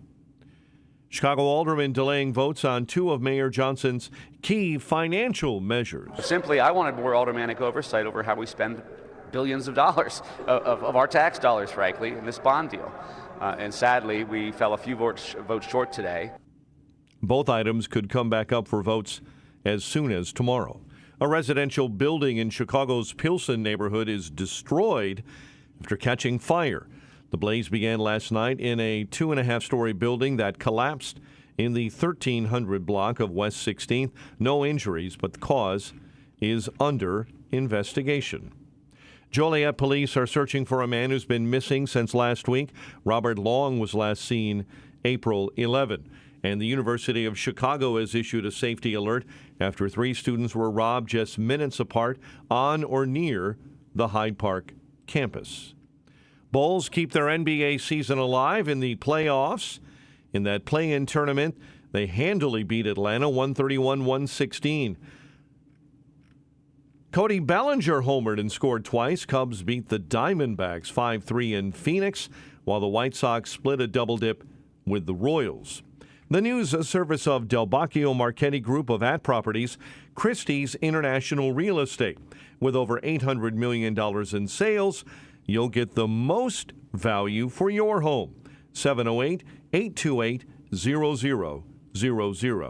And a check of traffic and weather on the way next on AM 560. Brandon Tatum just wants a better world. I wish there were more black men like me. I'm just being honest. I don't care about race. Quit asking me about, are you the first black man to do that? I mean, I ain't nobody worried about that, man. At the end of the day, I'm a child of God. And God ain't worried about my color. What does this have to do with anything in life for real? Nothing. The Officer Tatum Show, weeknights at 8, right before Sean Hannity at 10 on AM 560. The Answer. Are you over 30 and putting off life insurance? It's time to get a quick quote from Ethos. A better, easier way to get term life insurance. All online with no medical exam. Answer a few health questions and you could be approved for up to $2 million. Isn't it worth 10 minutes to help protect your family's financial security? Ethos. Up to $2 million in coverage with no medical exam. Some policies as low as $1 a day. Answer a few health questions and get your free quote at checkethos.com. That's checkethos.com. Hi, Rhett Rasmussen of BestHotGrill.com. Step up your grilling game with our Solaire portable infrared grills. Our compact everywhere is a favorite of RVers and trailer pullers. Solaire Infrared provides the quick sear for bar marks and texture needed to properly finish sous vide. Use a portable alongside your larger conventional grill to create an instant sear zone and more juicy and flavorful food. Learn more at BestHotGrill.com. Affordable, powerful, portable infrared grills at BestHotGrill.com. Worried about inflation, digital currencies, political turmoil, and the future of your investments? It's time to take control with Conservative Wealth Protection Group. During these times, central banks are buying gold and precious metals at record levels. But the question is, are you? With access to the cheapest bullion in the nation, we have a deep understanding of the precious metals markets. We'll reveal strategies that both the wealthy and everyday patriots just like you are using to get the most out of their tax-deferred retirement plans. With an A-plus rating from the Better Business Bureau, we provide guidance without high-pressure sales tactics. Our No Fees for Life IRA program offers the lowest prices on precious metals, along with tax-free and penalty-free transfers. Explore your options with a free consultation. Call 888-964-4333. That's 888-964-4333. Protect your family and your investments. Call 888-964-4333 now. Balance of Nature's fruits and veggies supplements, changing the world one life at a time. My name is Annie, and I have been taking Balance of Nature for over 2.5 years. I mean, this one thing I told my son, I said, if anything ever happens to me, the one thing I want is my Balance of Nature. I don't care if I don't have anything else, but you make sure you order that for me every month. I tell everybody about Balance of Nature. I feel like everybody ought to take them. Start your journey with Balance of Nature supplements. Call 1-800-246-8751 or go to balanceofnature.com and sign up as a new preferred customer. And for a limited time, get 35% off your first order, plus $10 off any additional sets with free shipping and our money-back guarantee. Go to balanceofnature.com or call 1-800-246-8751 and get this special offer by using discount code CHICAGO. This hourly segment is brought to you by the Alpha Wealth Group, bringing the trilogy of estate, tax, and investment planning together. Visit alphawealthgroup.com for a free report. 8:39, Team Hochberg Traffic Center time is a service of True Green, the easiest and most affordable way to get a beautiful lawn. All you have to do is water and mow. And to top it off, when you sign up for an annual plan, by April 20th, you get one application free. TrueGreen.com today. Restrictions apply. I-65, Northwest Indiana, bad accident, right lane blocked, southbound at 153rd. A semi-fire is out, but I-80 westbound is still clogged up between Chicago and the Des Plaines River Bridge as they wait to tow that disabled semi out of a right lane. Delays on the Veterans stop-and-go traffic northbound between North Avenue and I-290. Jane Addams, the exit ramp westbound to Barrington Road remains blocked after a much earlier bad accident and a toll plaza that caught fire. Chicago's Morning Answer with Dan and Amy continues next. AM 560 Weather Center forecast. In our Revive Your Lawn Weather Center, we see sun for the morning, then turning cloudy. Couple of showers by the afternoon, a high of 60. Currently, 52. Your next news at 9. Chicago's Morning Answer continues next on AM 560, The Answer. Now, from the Signature Bank Studios. If you're looking for the latest news, insight into what it means, and the sharpest opinion, there's only one station in Chicago where you can turn, and it's this one. We're AM 560, The Answer. Top of the morning, Dan and Amy. Uri Berliner, the NPR Business News senior editor, who was suspended without pay after detailing NPR's leftist activism masquerading as journalism, distinguishing it from the NPR from a bygone era when he started. He was there 25 years. That was, yes, left, and the audience was majority left, and the staff was majority left, but it would still do news and news programming, and you'd hear the other side. You wouldn't be completely in the tank for your side. No, but this is, I mean, basically, he said their mission was to destroy President Trump. We were trying to damage his presidency, to even find anything we could to harm him. And I think what we latched on to was Russia collusion, was just rumors, and a lot of it based on pretty shoddy documents or evidence. We really latched on to Adam Schiff. He was like our muse to the Trump collusion story. And then the Mueller report came out, and no collusion. And, you know, I think we sort of learned the story kind of disappeared. Yeah, it disappeared, but without an accounting for all the misreporting, which is key. And he used the Hunter Biden laptop story as another example, a story they dutifully ignored in advance of 2020 because they understood that that was in service of their political interests in helping Biden get elected. And then once you have ceded all sorts of it, all semblance of integrity, and you're just going to be completely in service to a particular political party and those who share your ideology, well, then you might as well just scorch the earth and eliminate all dissent. And that's what they've done, as many other outlets have too. This one, of course, taxpayer funded. Well, Berliner was suspended without pay for his candor, part of what you just heard there in an interview he did with Barry Weiss at the Free Press. Mm-hmm. And yesterday he announced he's resigning.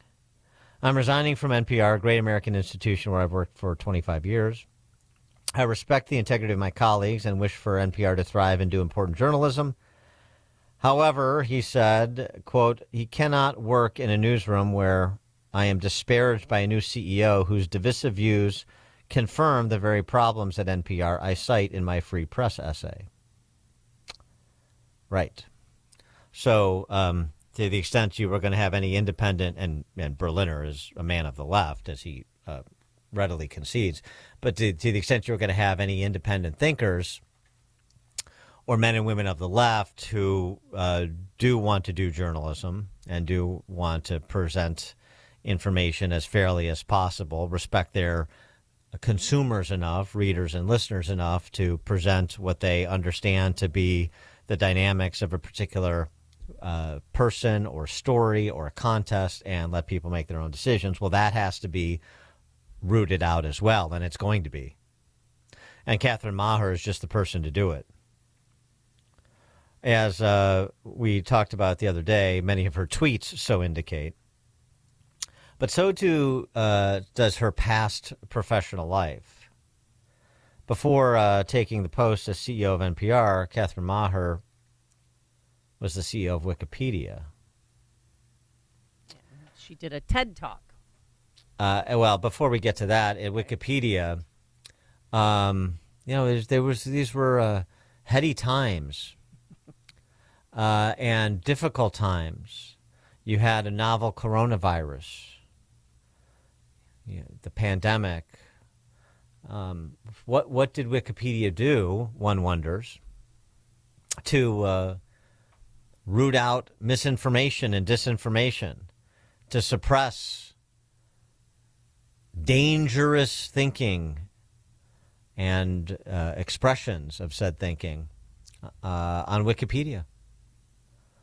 Catherine Maher, in an interview she gave in 21 with the Atlantic Council,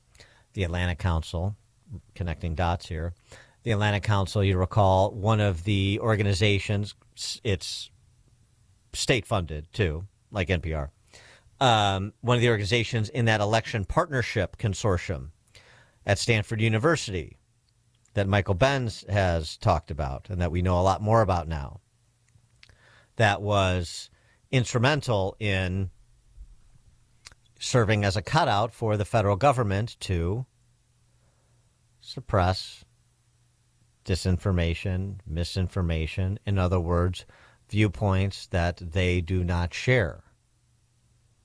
This is part of the Twitter Files reporting. So these are people on the same side representing different organizations attempting to accomplish the same political ends. And listen very closely to Catherine Maher back in 21. We took a very active approach to disinformation and misinformation coming into not just the last election, but also looking at how we supported our editing community in an unprecedented moment where we were not only dealing with the global pandemic, we were dealing with a novel virus, which by definition means we knew nothing about it in real time.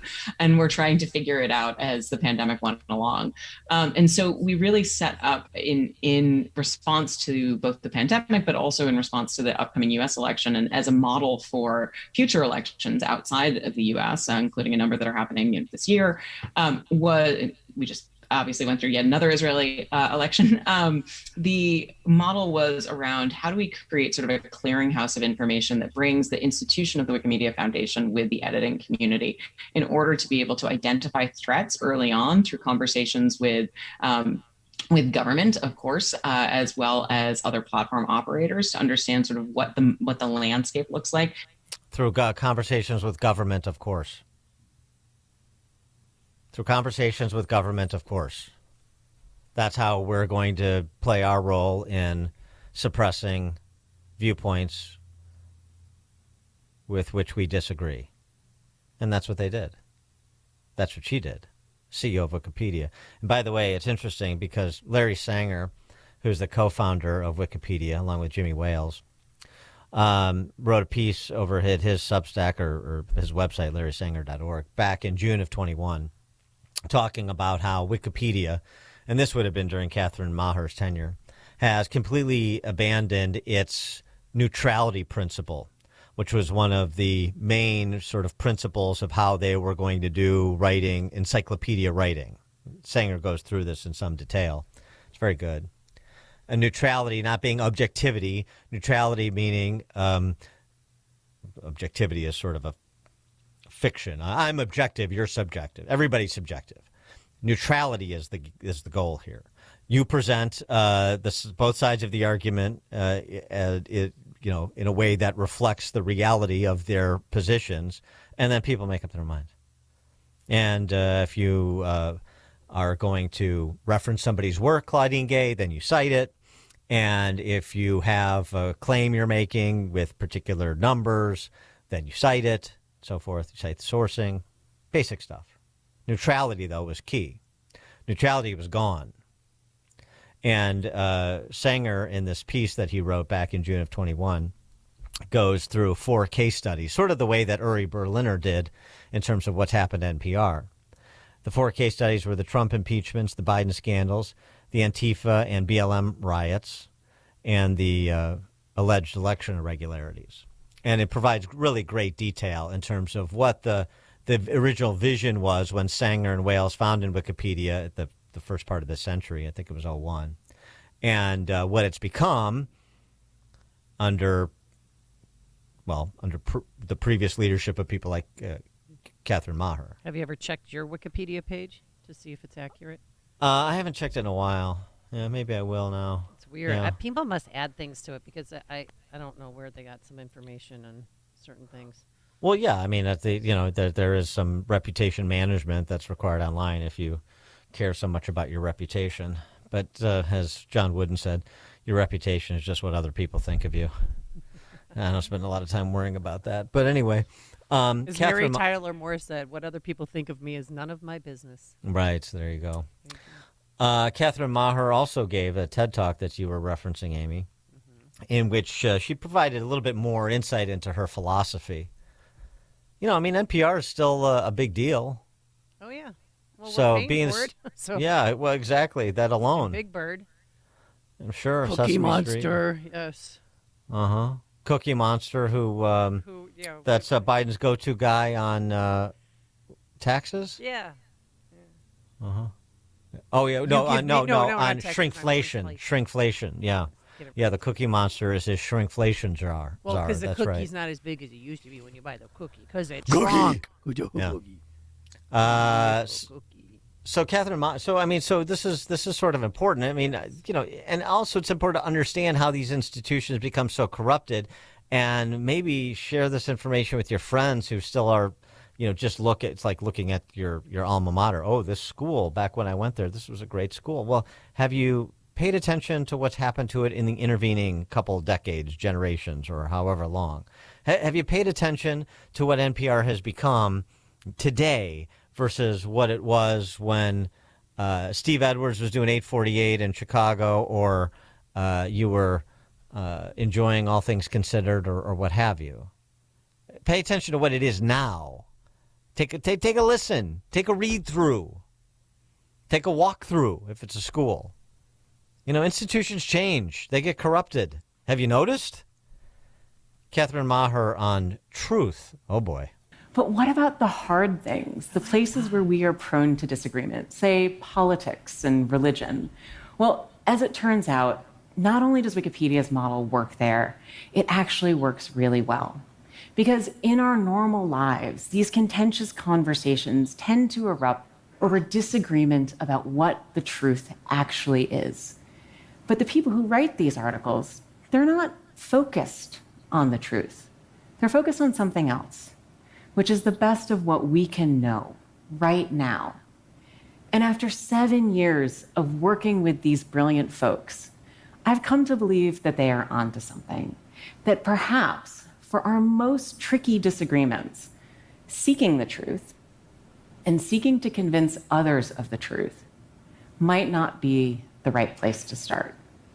In fact, our reverence for the truth might be a distraction that's getting in the way of finding common ground and getting things done. Now, that is not to say that the truth doesn't exist, nor is it to say that the truth isn't important.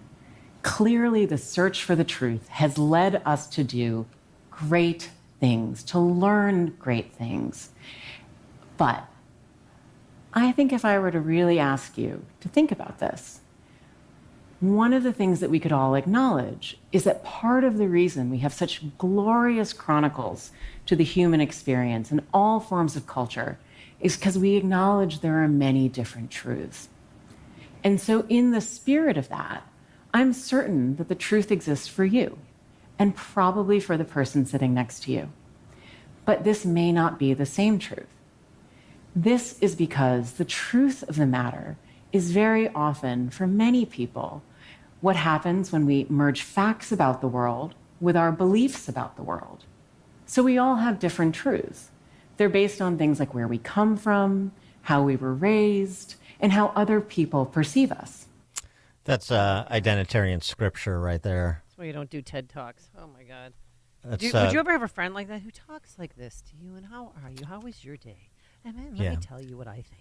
She's so reasonable and inclusive and thoughtful. This is my thoughtful voice. I've thought through these things. Now, please listen and follow along. This is right. This is like that's just a great case study in sentimental barbarism. Yeah, everybody is their own God. I got it.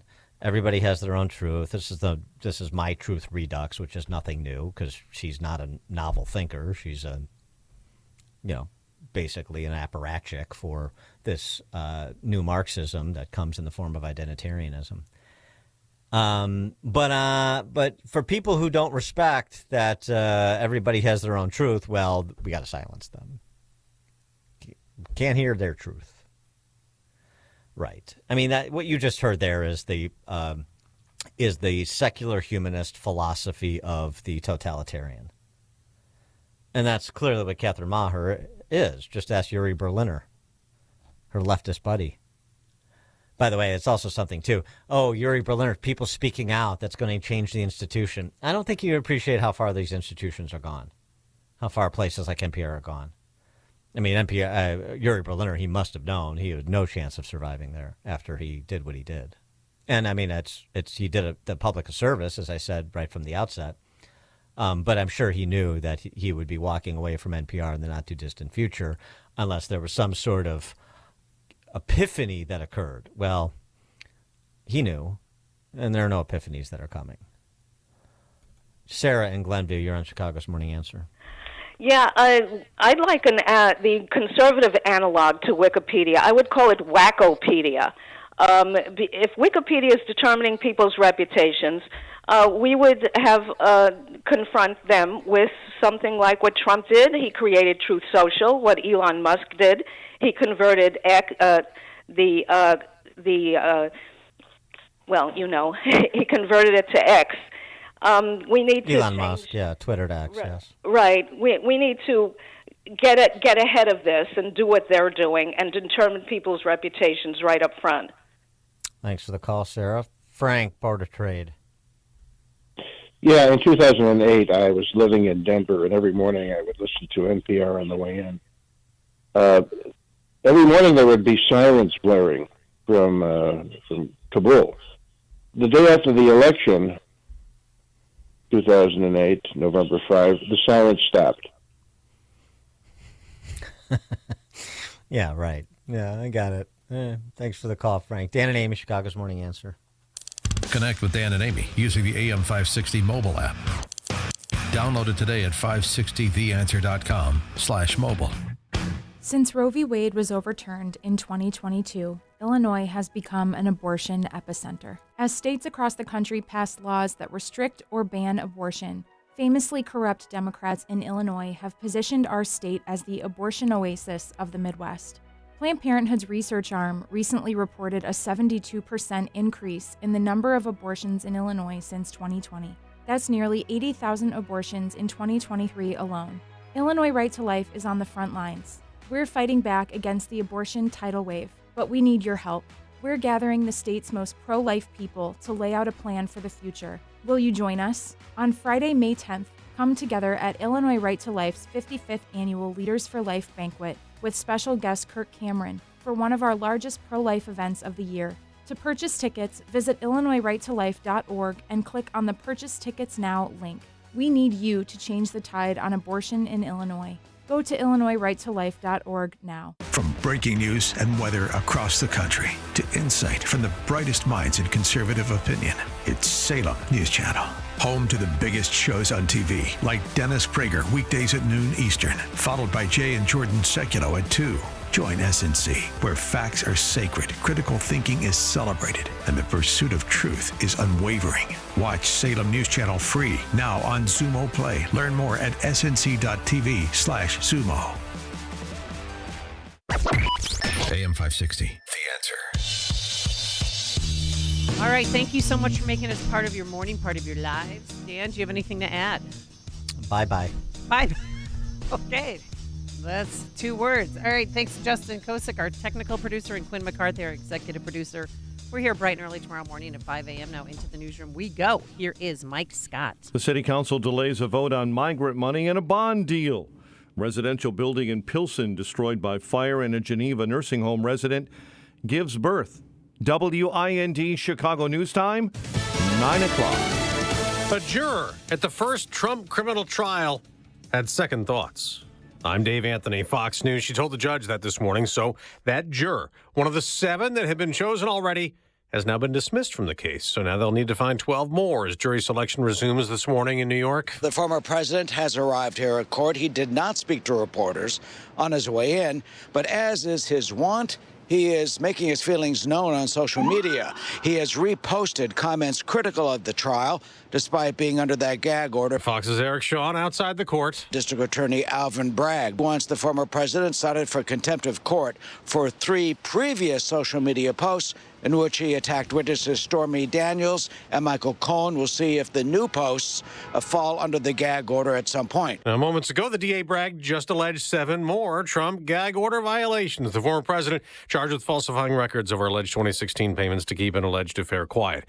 The U.S. and our allies in the G7 group of nations have just imposed new sanctions on Iran, many of them focused on Iran's production of attack drones in response to Iran's missile and drone attack on Israel over the weekend. Fox's Trey Yingst reports from Tel Aviv. Israeli forces remain on high alert across the country, waiting for orders from the country's war cabinet to strike back against Iran.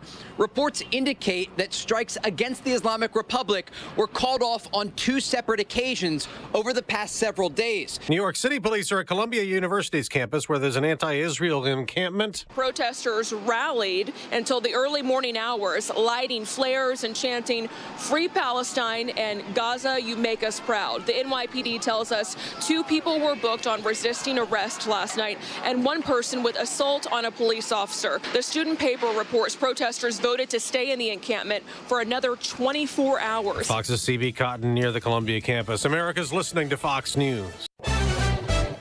9:02, 52 degrees in Chicago, where aldermen are delaying votes on 2 of Mayor Johnson's financial priorities. For aldermanic oversight over how we spend billions of dollars of our tax dollars, frankly, in this bond deal. And sadly, we fell a few votes short today. Allies of the mayor used a procedural maneuver to delay votes on Johnson's $70 million funding plan for migrants and a $1.2 billion bond deal. Aldermen want more control over